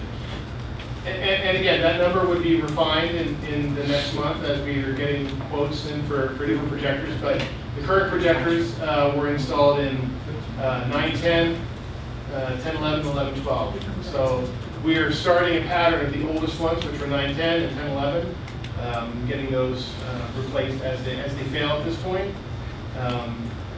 But they are, again, critical classroom technology with our math, our digital curriculum. And again, if there was some recommendation as to, it's just too much, we can, look at revising that number down. But again, our program is trying to do 30 a year, to get through this rotation. And then there was sort of a lowering down after that of projects we're going out for all the buildings. Are the projectors currently not working? Many of them are not. Their ballasts are failing. Projectors work with a bulb and a ballast, and we can replace the bulb so many times. So many thousand hours, the bulbs get replaced. But as the ballasts fail, it's about a third of the unit cost to replace the ballast, and there's no guarantee that it will continue to work. We've had units go out for service that come back, and within 30 days have failed again. And once again, our math program is almost totally digital. Correct? And we're buying more digital, social studies, science, so forth. So without having those in the classroom, it's going to kind of tie the hands of the teacher. Can you please explain the benefit of the laser if you know? I'm not familiar with that project. Dan, your name of the, we should have Mr. Potter. The laser spectrum for the junior high. Is that a laser engraver? It is. Yeah. It is. It's part of the STEM program. It's an engraving tool that they use for creation of tools, kind of like a CNC router. This is a critical piece of the program. Right. It's a cutaway instead of a build. So it's a critical piece of the program and what they're doing? Patrick would know that. Yeah, Patrick would probably have more information. I mean, if we want to continue moving our STEM programming at the junior high in the same direction that it's going in the senior high, yielding the kind of results that we saw this evening with TSA, then I would say, yes, it's a critical piece of equipment. If we're content with where the STEM program is at the junior high at present, then maybe folks look at it differently. But, I know that it is a resource that we have at the senior high. I know it's used extensively in our STEM programming there. And I know that in the junior high, it would be used very extensively by Mr. Schools, Mrs. Templeberger, and Mrs. Long. We have the machinery at the senior high. Is there any way that the students can go to the senior high when they need to use it and then not have, so we can use one machine for two, or is it not something we can do that? I don't believe we have one at the high school. I'm just saying. I understand. that we have 3D printers at the high school that are the inverse of that, so they build and the CNC lasers to take away. So they're two kind of engineering tools to build. Okay, so we don't have this at the senior. I thought we do with the CNC router. Is that the wood router? It's similar but different. It's a wood and plastic and poly-molded plastic that you can take away. It's a similar device, it's a similar concept, but it is not a laser. $9,600.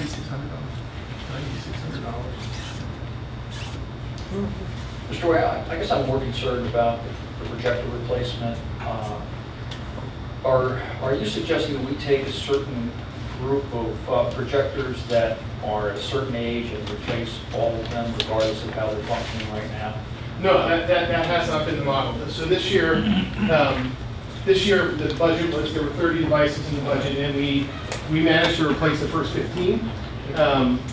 And we've been going through a process of identifying the ones that have failed, so the ones that have had bad ballasts.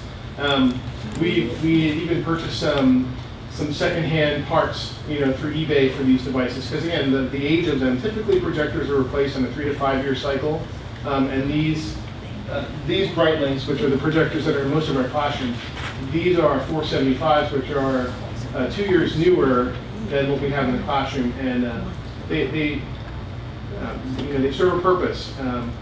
There are, like I said, there are lots of things we can have discussion-wise as to, like, do we classroom interactivity or just typical, projection. I think that, we can have levels of figure out what the budget cost would be for each of those areas. But they are essential classroom tools really at this point. And yeah, our plan is to not just go and replace everything that's there. The ones that are there, so to put a new bulb in them, is $150. So as we're getting to the point where they're starting to fail, it's a sort of a planned program of replacement. And a lot of what we've had to replace, we've stripped parts out of them, we've used in other classrooms. So we try to have enough spares. I think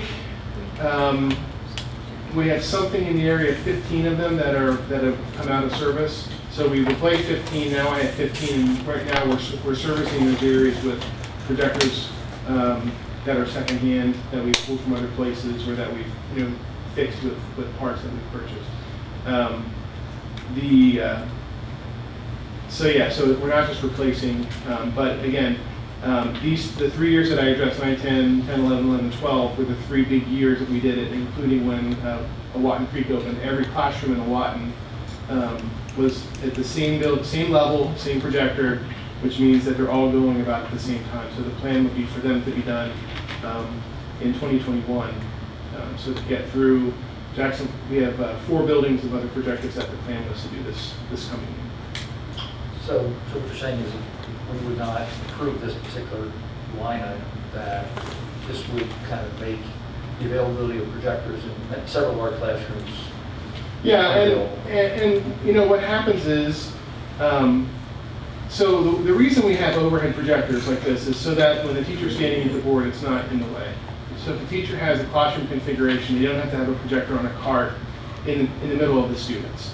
There's lots of reasons why that's not successful. And when we had a situation with a ceiling-mounted projector that was vibrating and just driving everyone crazy, putting a projector in the room in the middle of the kids was even a worse solution than watching a vibrating projector. So, it's just bad configuration for classrooms to be using projectors on carts. It's not like we haven't done it when we only had, one grade, one projector per grade, and that's exactly what we did. But again, like I said earlier about the online delivery, the on-time delivery of our curriculum consistently across classrooms, it's hard for them to share.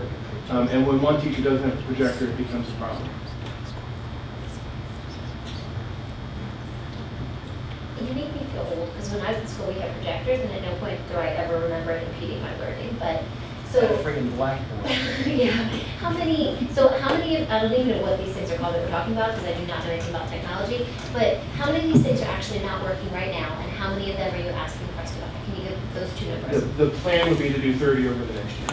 And then how many are not working right now? And we're looking to I get probably have 15 to 20 that are at their end of usable time. So we could buy 15 to 20 instead of 30? Today. So then we leave for a summer, we leave our buildings, however they are, we come back in September, and that's when we'll find that the projectors that haven't been run in 2 months, that the bulbs have failed, or that the ballast has failed. And that's typically our biggest time of projector services that return to school. So I could say that's probably fine for today, but I don't know where we'll be in 6 months.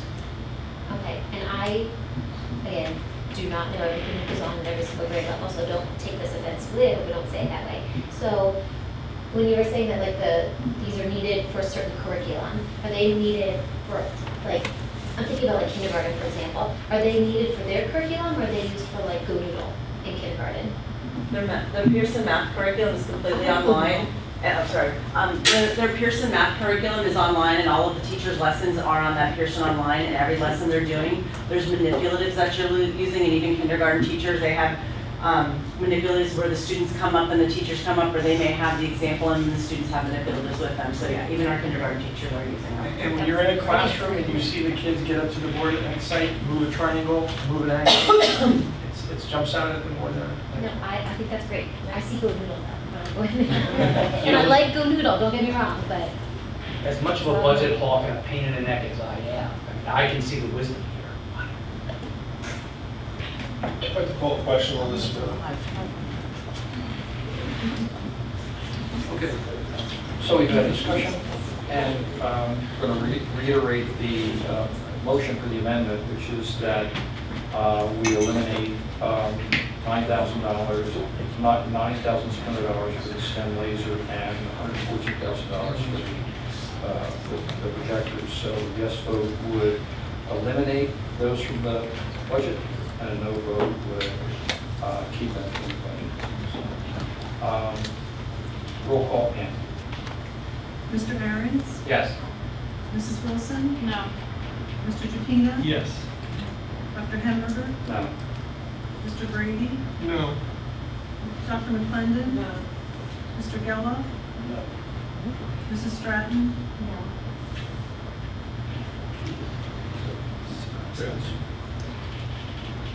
Six. I'm sorry, it's 2 to 6.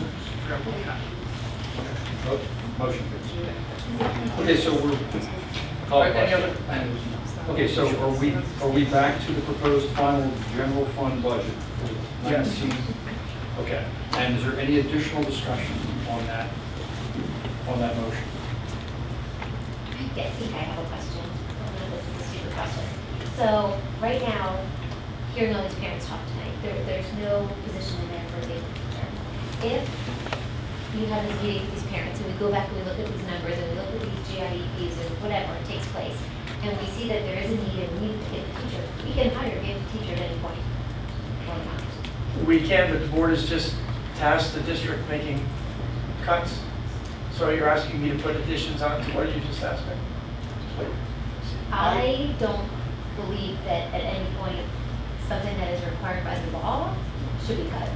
So I'm not under that philosophy that maybe some other people What is are. required by the law? Providing these services to gifted students, if that's what they need.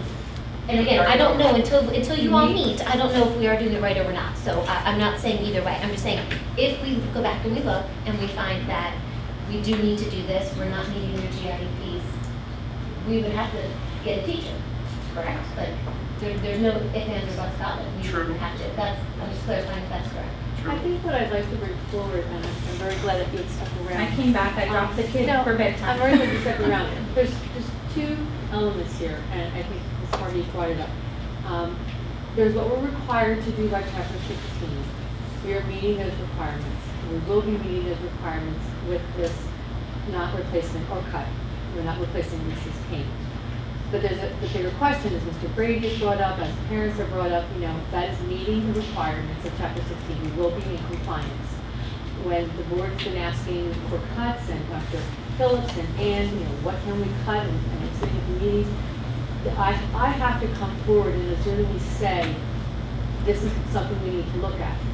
If the board wants to put it back in as another position, we will be able to meet, we're meeting regulations now with following through on this.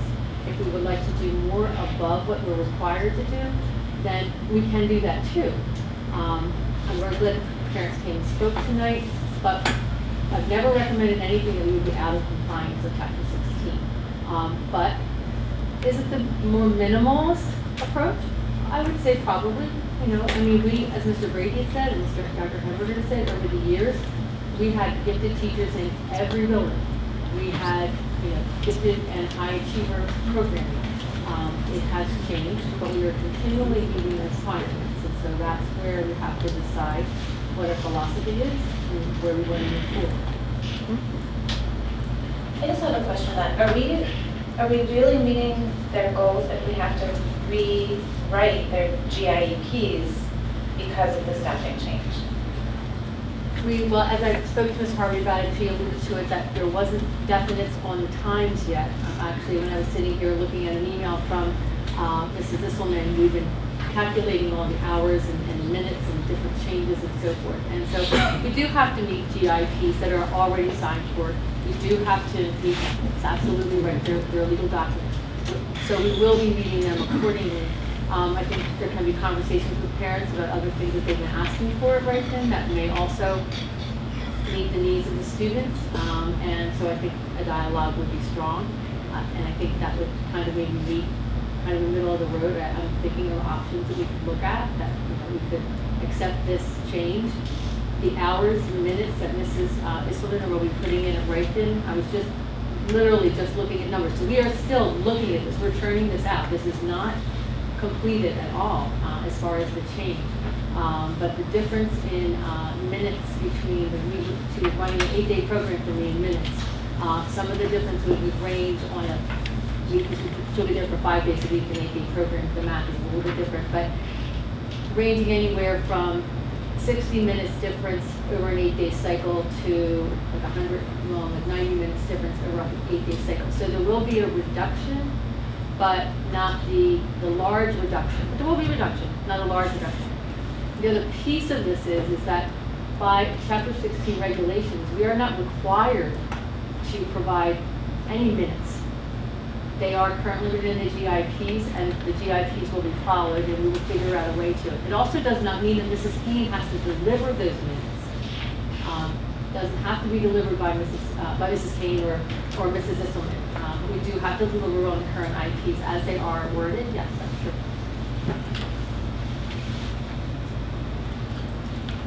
Okay, any additional discussion? Can I add an idea to help you guys? I know I spent a lot of criticism. Is it all right? Roll call, this is for the proposed final general fund budget for 2019-20. Dr. Hamburger, can you just address, and maybe I can, when we're in the motion for the vote, we can't accept public comment. Okay. And that's Thank what, you, that's, I'm sorry, I didn't quite hear that first. Thanks for clarifying. Roll call. Mr. Aaron's. aye. Wait, does he know? Yeah, I know. Okay, I Yes, just want to make yes, sure. yeah. Okay. Mrs. Wilson, we're voting. Mr. Pena, No. Dr. Hamburger, Yes. Mr. Brady, No. Dr. McClendon, yes. Mr. Geller, No. Mrs. Stratton. Sorry? No. that, am I catching 4-4 on that? Yes. Okay, the motion fails. So I suppose we need to go back to the drawing board here and really try to determine what we need to put together in terms of the general fund budget that's going to get the target. Because this is a procedural vote, I'm willing to change mine to a yes to get us through the legalities, but I hope that next month my vote will be a no. I don't think it's the right vote. Motion to reconsider the question. Second. Okay. We're going to re-vote on this. Do roll call again. Mrs. Scott? Mr. Aaron's, Yes. Mrs. Wilson, Yes. Mr. Jupina, No. Dr. Hamburger, Yes. Mr. Brady, Yes. Dr. McClendon, yes. Mr. Geller, No. Mrs. Stratton, no. Motion carries 5-3. So I think that wraps us up for business functions. Unless we want to talk for like 30 more minutes. I can find stuff to talk about. Michelle said she's ordering pizza for us. You got ice cream in the fridge? You got the table for 10 more Yeah. seconds. We're going to move to the personnel committee. Mr. Kaplan. It's recommended the Board of School Directors approves or ratifies the following personnel items. Number 1, retirements. Number 2, resignations. Number 3, appointments. Number 4, change of status. Number 5, leave of absence. Anything to keep me away from Stop there. there. Second. Any discussion? I think I would just like to point out the certified school nurse we hired last Tuesday notified us she is resigning her position she has a position offered closer to her home in Lancaster. That's why she's back on the agenda. Any additional discussion? All in favor, say aye. Aye. Any opposed? The motion carries. Recommended the Board of School Directors approves or ratifies the following item. Number 6, special education extended school year program. It's recommended that the board approve staffing for special education extended school year 2019 for the attached list of employees. And is that 7 and 8 or is that- No, they're separate as well, 7 and 8. Well, let's just throw 7, 8, and 11. So 6 through 11? 6 through 11. Second. Any discussion? All in favor, say aye. Aye. Opposed? The motion carries. Did you cover everything? Yes. Student functions, Mrs. Stratton. Mr. Christine, did you cover number 10 and 11? Yeah, we'll through it all now. It is reported the little field trips that are occurring within 60-mile radius. And we're going to be voting, it's recommended that the Board of School Directors approve the following student functions items, and I'll just list 1 through 9. Second. Any discussion? All in favor, say aye. Aye. Any opposed? Motion carries. Okay, we will move, thank you, Mr. Stratton. We move into athletic committee, Mr. Adams. Going to read directly from Mr. Legat. Girls lacrosse and boys volleyball won Berks County championships. Softball, yeah. Well, we just wait till the end of class. Softball hosts Northeastern tomorrow at 4:30 p.m. in the District 3 playoffs. Girls softball, I should say. Girls lacrosse is winning 6-4 in the District 3 semifinals at halftime, and the girls lacrosse team did win 14-10. We are in the district final, which will be on Wednesday at Manheim Township against Central Dalton. All right. Mr. Jupina and I and Mr. Hadley discussed raising the activity fee from $80 to $100 and the physical fee from $10 to $20. We need to formalize that, but from everything that I've talked to Mike and Don at, they're okay with that, and I think what we just have to do is just meet at one point before a meeting in the upcoming weeks and just say, this is the motion, everybody's okay with it, it'll be on the board agenda for, I think, the workshop meeting they're putting. Was this in an athletic committee meeting? No, that's why I'm saying that we have to formalize it in an athletic committee meeting. I'm just letting everybody know that that's what will be on the agenda. We'll probably do it before a meeting. We could actually even do it after the meeting tonight. So then what you did, is it legal and permissible? I'm asking. Yeah, we don't have to be in a formalized setting. Well, you have to have an advertisement for your meeting. No. Is this a committee meeting? Mike, do you want to have a committee meeting right after the meeting tonight for 5 minutes? Sure. Has that been publicly advertised? Mike and I will go outside, so it's not a quorum. No, but what's the No, public you have to advertising? advertise it. Dude! Capone over there. I don't think that's acceptable. Is it me? I don't think we. All right, All meetings right. are supposed under sunshine. So Mike and I will meet at 5:50, 6 o'clock, next workshop meeting, which is June 11th, right before the curriculum committee meeting, so we don't Grant Patrick style. At the location right here. And It'll be open to the public. yes, That'll be advertised. Annual 5 o'clock, did you advertising. say? 5:50, 5:50. 6 o'clock. Where? When? Here, right before the workshop meeting, before Patrick's meeting, so we don't cramp the After style, Patrick's. on the 11th of June. We have it at 6:50. No, I won't be here. okay. Is that it for athletics? Yes. Thank you. Curriculum committee, Dr. McClendon.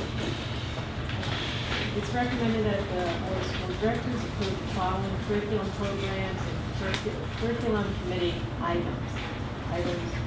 Oh, sorry. Do I need to read it or? Okay, Sharon. All right, so we're asking to approve items 1, 2, and 3. Second. Any discussion? All in favor, say aye. Aye. Any opposed? Motion carries.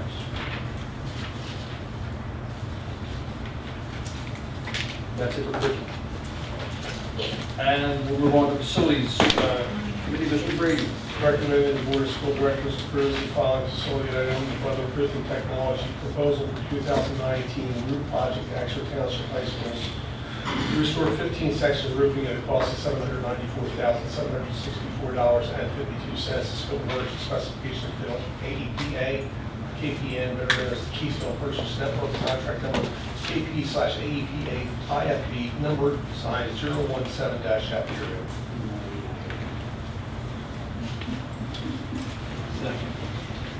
Any discussion? All in favor, say aye. Aye. Any opposed?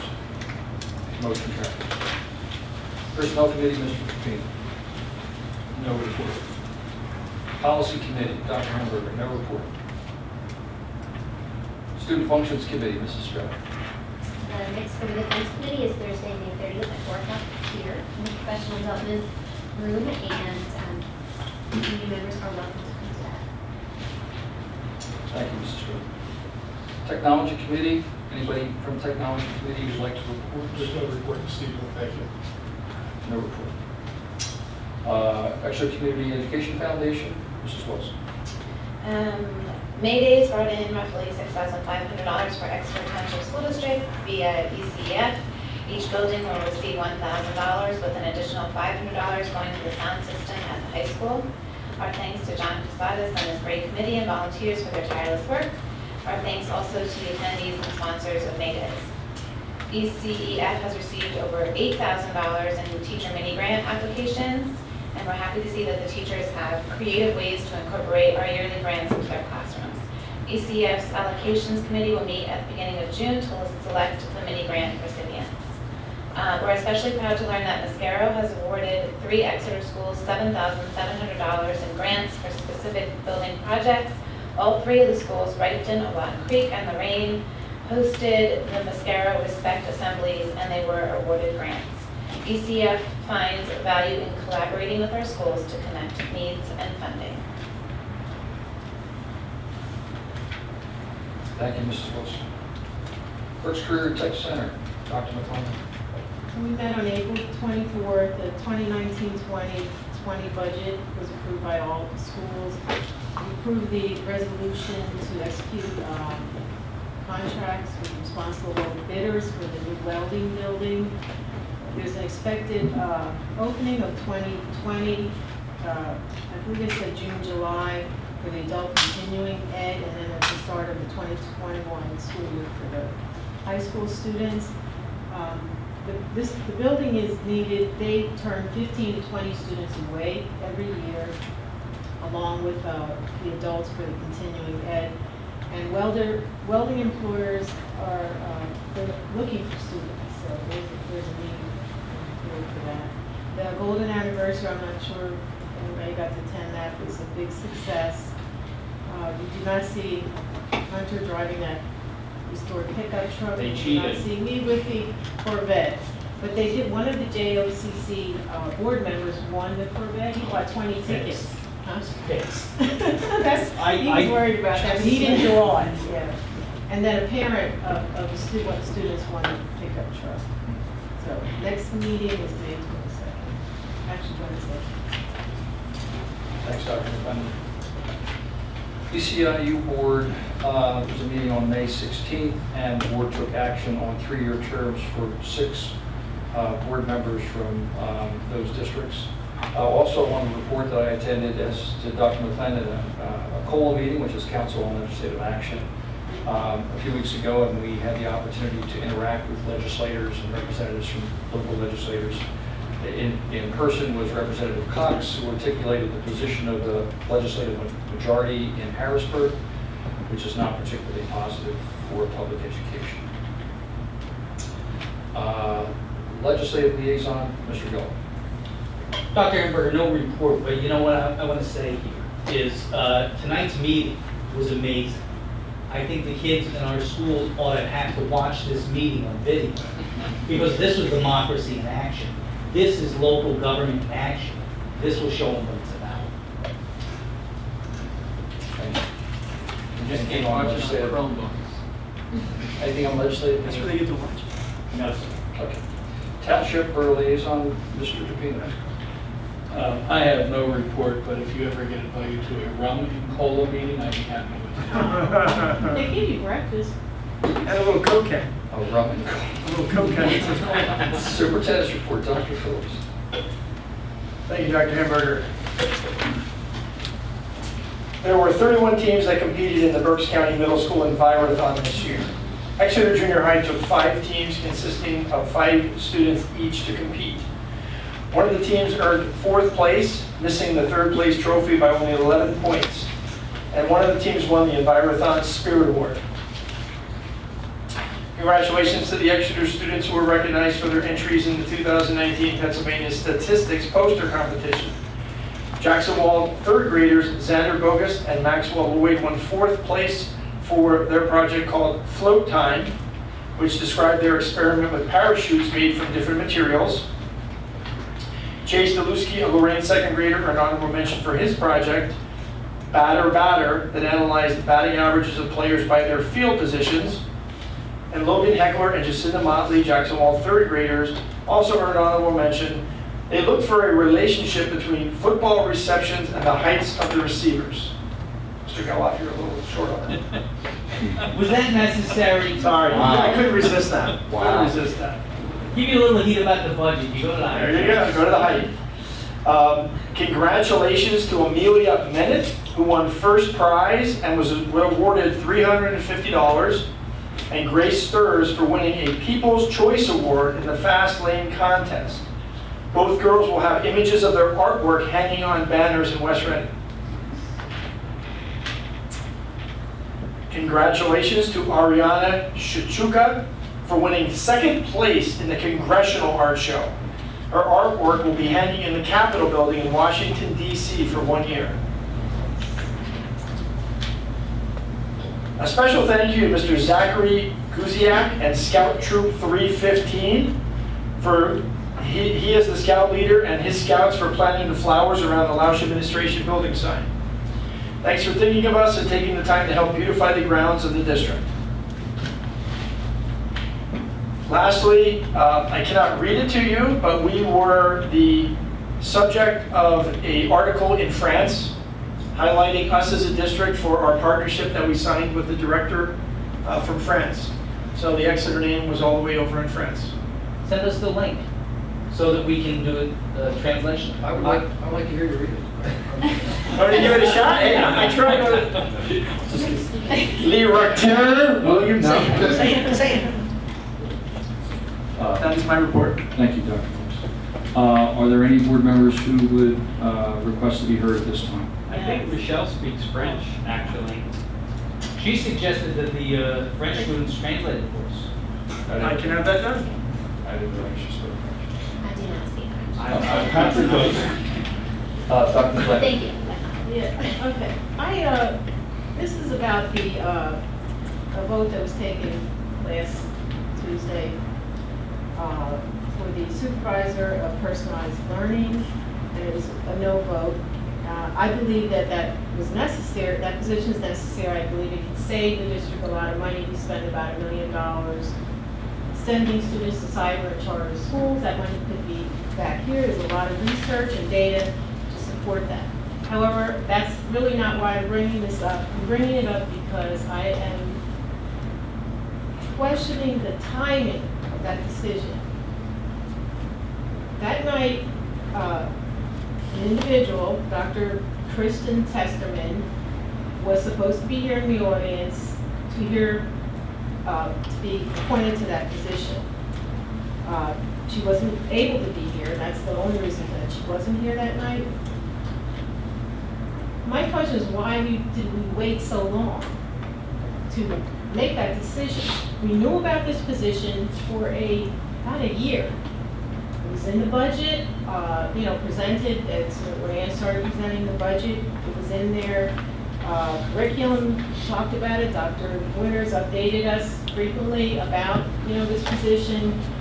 That went through the personnel committee, this position, and a person, it was stated that it wasn't, this no vote was not personal. If you ask Dr. Kristen Testerman, was it personal to her, I'm sure she's gonna say yes. So why did we go through all of that, the interviews and discussions and everything that takes place, that whole process? Get someone to the point where they are offered the position, accept, start to think about, their lives with this new job, and then that night, at the very last minute, we say no. Dr. Hamburger, you mentioned about your retirement dinner and good employees that we have, and we'd like to attract good quality people. What message do we send out when we tell someone that you have this job, and they know this matter of formality of coming to the board, and you're told no? I hope she didn't give notice to her job, that's the first time I ever even saw that happen. And I checked around with other people who've been on boards a lot longer than me, and I just don't think that was right, and so I felt like I had to say something about that. Well, So, first thing, we never discussed that as a personnel committee, that position. but don't you bring candidates, they come through? That's not a decision we went through as a personnel But committee. doesn't the personnel committee get the names of people and you look at their salary, proposed salary, and all of those kinds of things? We don't discuss it, and we don't get involved in the interview process. I mean, it comes through, but. Right, what we I'm don't- saying is we were all aware of it, we've been updated. I know Allison, you weren't on the board, but for, a few months, but you had heard about it in those couple of months. So everybody sitting here knew about the position. I don't think that the night that someone is supposed to be appointed, when they were told they had the job. I'm just bringing this up because I hope we don't ever do that again to anybody. I think, a lot of what you're saying is fair, and I think there's fair criticism to be aimed at us. And I think, I don't regret my decision. I regret how it happened and that I wasn't being more vigilant about it earlier. And I appreciate that. And I support, I understand, I support with all the cuts that we're trying to make, I support, that decision to not put that into the budget. I'm fine with that. I was just not fine with no one saying anything for almost a whole year, and it's coming up, and we're hearing about the virtual program, and then you tell someone I just don't think that that's right. You tell them they have the job, you offer the job, they accept it, they are prepared to come work for Exeter School District, and then they're told. So there was many, many points along the way that could have been stopped before then. So that's this. I just hope we don't do that again. Sharon, I would suggest that that's the way the cookie crumbles, that democracy is not always pretty. And that's what you saw there again. As I said before, that was democracy in action. Well, democracy could have occurred a month before that. No, or democracy is in a moment. Democracy could have occurred, whatever you call it. Democracy is in a moment. Well, I think I just don't think it's right because we did have, that was personal to that. Somebody went. I What are you gonna do? I do agree. I just hope we don't do it like that again. I agree it was personal, it may not have been the best thing that happened. However, when you're starting to look at the budget and you're saying, where do we have to go? Was it the most opportune time to make that decision? No. However, it could have been a year from now when we had to terminate the person because we're looking to slash costs. So I think before a person is officially brought on board, which comes from this vote, frankly, I wouldn't resign from anything. Well, I said, hold on, I can address that. I mean, I've gone to companies, until you have the offer in hand and it has someone's signature on it, I don't do it. I can address, when I interview someone in that final interview, I explain to them that my offer of a position is not final until the board validates it. I do tell them that they are not to resign until after the board meeting. Christine Whelan texts anybody and everybody that we approve of this meeting, you get a little text saying, congratulations, you've been approved. So at no time do we give the position to anyone prior to a board approval. At no time do we tell them, do we ever tell them to resign because of this very same thing. So Right, just so we're clear. But Dr. Phillips, are they told that, are they offered the job and then they accept? Well, I they understand are what you're saying. offered Right. the offering, if you will semantically. They're given a salary. They are told that their name will be on the agenda for vote, per se, last Tuesday. And then they're told to get your resignation letter ready. If the board approves you, go in on Monday, or go on the next day, and immediately, because that counter starts for 60 days. Right, and I understand that, and I don't think she put a, I don't know. She did not. Right, but I'm just, the board, you said that, when we saw that there was a budget problem. When did you first start presenting the budget? Because we saw it then, we saw it in the budget, that there was problems And months I ago. think So I that just- there's several of us that may have said already that we were very highly concerned about the budget and looking for, frankly, that may have been our lowest hanging fruit to cut. Okay, well, I just hope that we would consider it before it would get to that night. That's all I'm saying. I'm good with that suggestion. I mean, one of the things that we've done in business functions is look at all different sections of the budget. Now, it's usually about 3 people that show up. So if people aren't showing up to that, they don't see it, that's on them. Next item, thank you for your comments. Just want to remind board members that we're planning on having a picture. I know Pat's not here, but I think it's important we do get a picture. I want to make sure Elsie gets on a photo. And I just can't predict when Pat's going to come back. We'll take another photo after Pat's back if we can. Photoshop her in. Yeah, Well, if we can figure out a way to do that, that'd be great. Or I was really good that way. I just want to say. He's on, Joe's on. Thanks, Joe, that'd be great. I So looked let's, good last time, just let's save a Photoshop little Elsie. spot for Pat in the picture. And see if you can Photoshop her in. But if you can, immediately afterwards, so we can get things moving, let's take a quick picture before we go. And I'll accept a motion for adjournment. I had one more thing to say. Oh. I'm sorry, it's gonna be very quick because I wrote it down. I just wanna say, real quick, I promise. I just wanna say that when I ran for school director, I frequently heard concerns regarding the Get Your program, which surprised me. It wasn't even on my radar as a concern, but after today, it is near the top of my list. I enjoy seeing parents and community members at board meetings, because sometimes we can go months without having anyone give a public comment. I agree with Karen, Reverend Miller, when she had said this, and I have said it many times myself, that if you don't advocate for your child, who will? So I always encourage every parent to do that. That doesn't mean that I will agree with them or the school will agree with them, but that's their job as a parent to advocate for their child. I also encourage the Exeter community to keep us informed of your concerns, struggles, and praises. And I want to remind everyone to vote tomorrow. Second. Thanks, Ms. Stratton, for that comment. I'll accept the motion for adjournment. So moved. Okay, we're done, thank you.